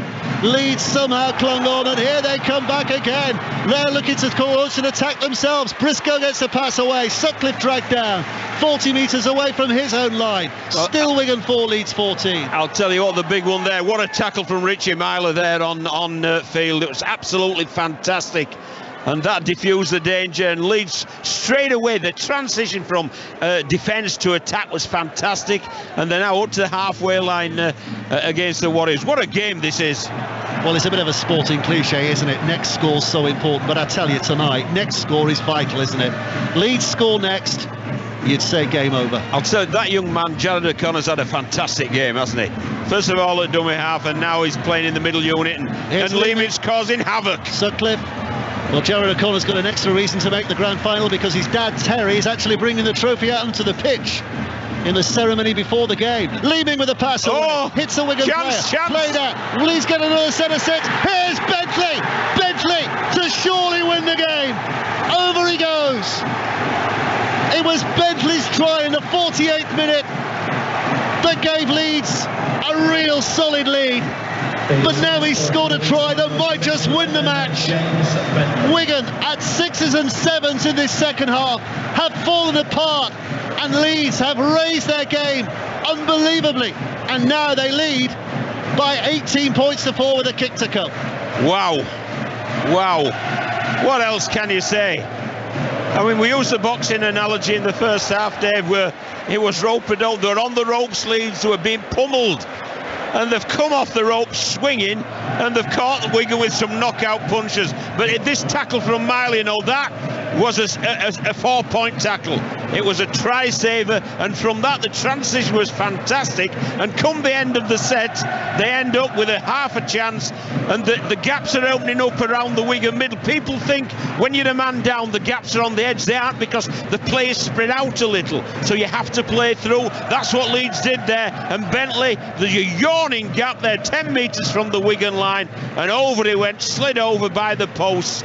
And I think if this conversion is made by Zach Hardacre, 20 points to 4, I think that's a score too many for Wigan. Well, Hardacre should make the conversion. Left of the sticks. Former Wigan player. What a game, Dave. What a game. Most accurate kicker in the Super League as well in terms of percentages, Zach Hardacre. If he kicks this, 32 of 38. It's an 84.21%. 84.21% success rate. Producer Craig strikes again with his stats. Here we go. Hardacre settles himself. Wigan players just having a chat behind the sticks. It won't be a comfortable chat. Hardacre puts it over, 4 out of 4. And it is now 4 points for Wigan, 20 points to Leeds. There are 16 points to difference and only 13 minutes left to play. It's absolutely remarkable, Dave. The turnaround in this game is absolutely remarkable. The second half has been the flip of the first half. It's all Leeds momentum and all Leeds ball, but Leeds have managed to post the points. That's been the difference, the sole difference between the sides. Wigan's dominance didn't result in points. Leeds' dominance has. And remember, Wigan are down to 12 men, sending off a Bateman in the 51st minute. So Leeds are just edging their way. Well, they've no need to win the game again, Dave. All they need to do is look after the ball, end the sets intelligently and challenge Wigan. You've got to do something special to score 3 times. I don't think Wigan have got it in them. Missing their main star player, Bevan French. They got the other one out there, Jay Field, but they do very much come as a pair, don't they? One very often sparks the other. But it's Leeds who've got this at the moment. Leaving out a dummy half. Smith to that right-hand side. Bentley now coming, rushing forward again. Tackle 5 metres inside the Wigan half. Gets up and plays it to this left-hand side. Austin just slides a kick downfield. It's straightforward, efficient stuff. Gameplay. Rolls it out of play. Wigan get it back, but on their 20, under Leeds' terms. And Wigan have to start from there. That's just game management, Dave, isn't it? As we've said, you don't to win the game again, just look after the ball, put it over the sideline. That takes a minute, minute 10, and straight away the clock is now Wigan's biggest enemy. 11 and a half minutes to go. Wigan 4, Leeds 20. Wigan looking desperate at the moment, but they've got a penalty here. They've got a penalty. And they'll be ruining missed opportunities in that first half. Not missed opportunities, but opportunities they couldn't quite create because of Leeds' defence. 2 kicks missed by Harry Smith. Both of them, well, one of them certainly very kickable. But now they're up against it, and they're trying to fly back into the blocks. Liam Byrne is tackled 25 metres out from that Leeds line. Luluai has it now, hands it over to Cooper. Cooper pushing forward, still pushing Mike Cooper.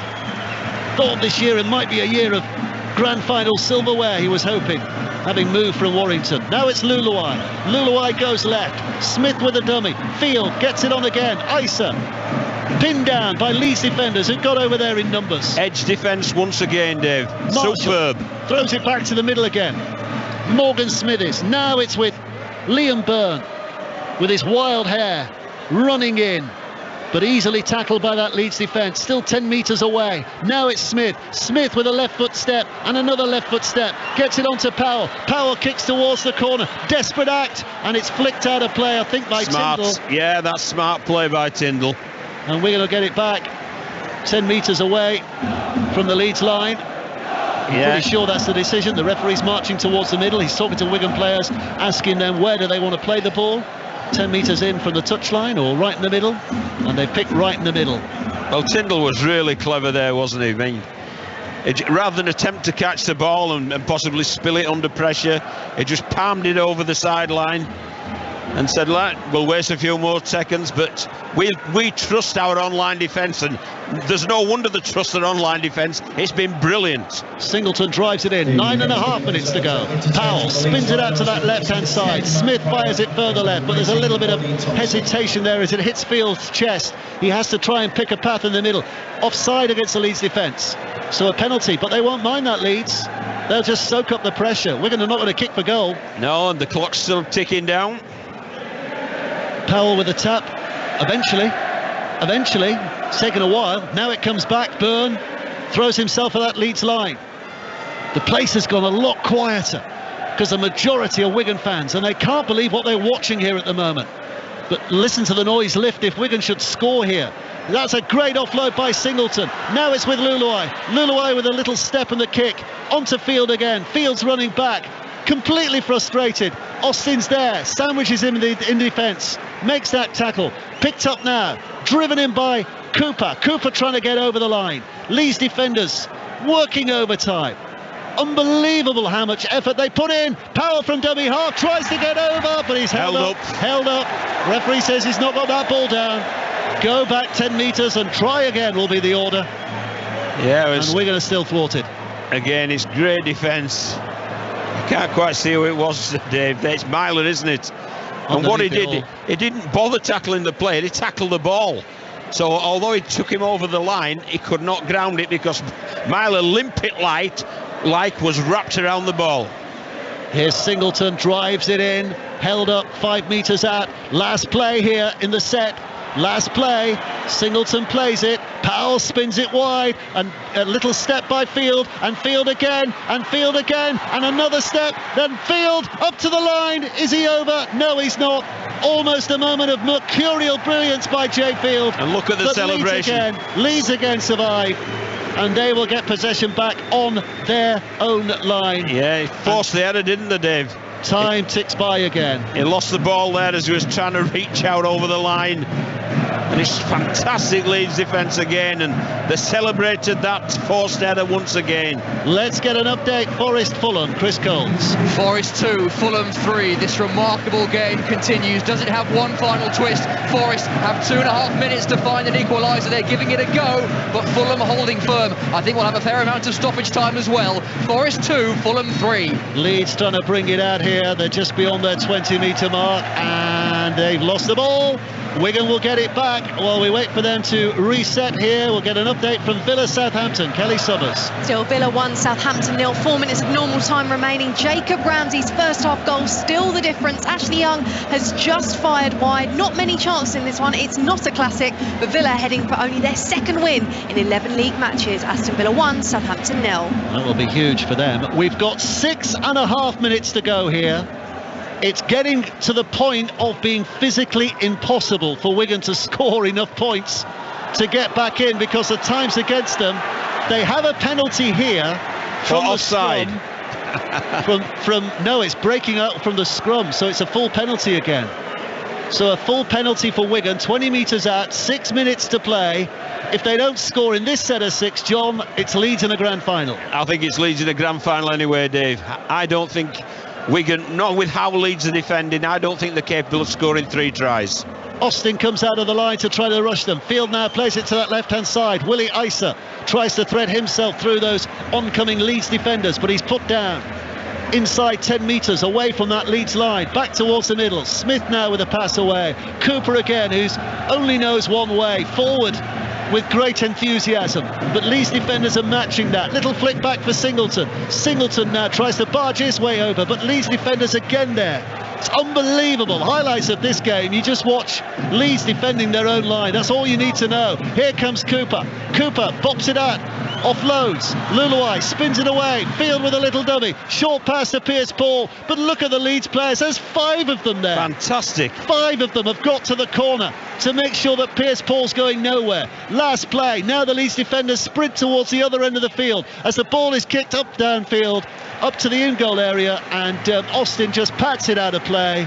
Happy to take another drop out underneath the sticks. Happy for the clock just to tick down a few more seconds, and safe in the knowledge that his side feel like they can defend all night now. Well, in all honesty, Dave, they look as if they can as well. This has been, if ever a game has been won on defence, this is one. This has been absolutely fun. They always say you win grand finals through your defence.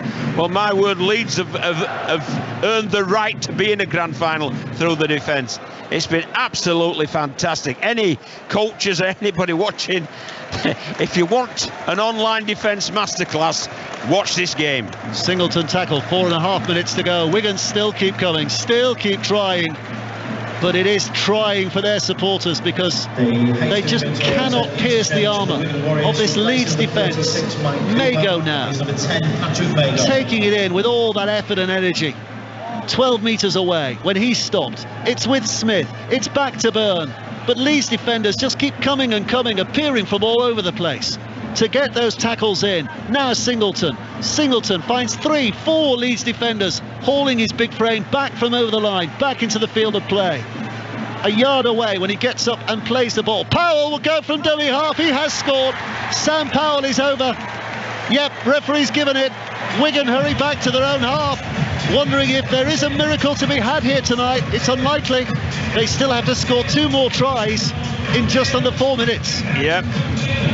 And this needs kicking as well, because if they are going to achieve the impossible, and I still think it's impossible, Harry Smith's got to convert this, and he's missed it. He's missed it. Unbelievable. Well, you could blame the rushing nature of that, but that's now 3 kicks he's missed, and he should definitely have kicked 2 of them. Dave, that was vital, because it's within 10. 2 more converted tries, you're in front then. 2 more converted tries now, they're still only level. And I don't think they will score that, but Powell's been immense for Wigan today. He's played really well, and he probably deserves that. But you've got to be better than that when you're converting goals. He's missed 2 sitters tonight, as you rightly say, Dave. 3 minutes and 23 seconds to go. Wigan score twice and kick the goals, and that might be crucial, kicking the goals. Then we're into golden point extra time, but it's looking unlikely. It's looking unlikely. It would be one of the great playoff escapes if Wigan get anything from this. At the moment, it's Leeds, and thoroughly deserved by Leeds as well. Correct. From the way they soaked up all the pressure in the first half. The resilience in the first half and the excellence of the play in the second half. They've been brilliant. They really have. Hardacre will restart things with a kick downfield. Wigan have to score on this set. Mago drives it in, tries to offload, but it's not safe enough to do that, because there are 3 Leeds defenders harrying him and hassling him. So he plays the ball, and Pierce-Paul comes forward now. Pierce-Paul is tackled. Is that tackle 2? And Wigan are about 35 metres from their own line. 2 minutes and 54 seconds to go. Wigan have to score on this set. Luluai goes left. Here's Harry Smith. Smith puts it to Field. Field throws a little dummy. Have a look what's in front of him. There's plenty of Leeds defenders there. He slips over. Leeds defenders tackle him. Austin staying on him as long as he can. Back towards the middle again. Smith to Powell. Powell with a little chip and a chase. He's after it, but it's Bentley who gathers it up for Leeds. James Bentley runs it back towards the halfway line.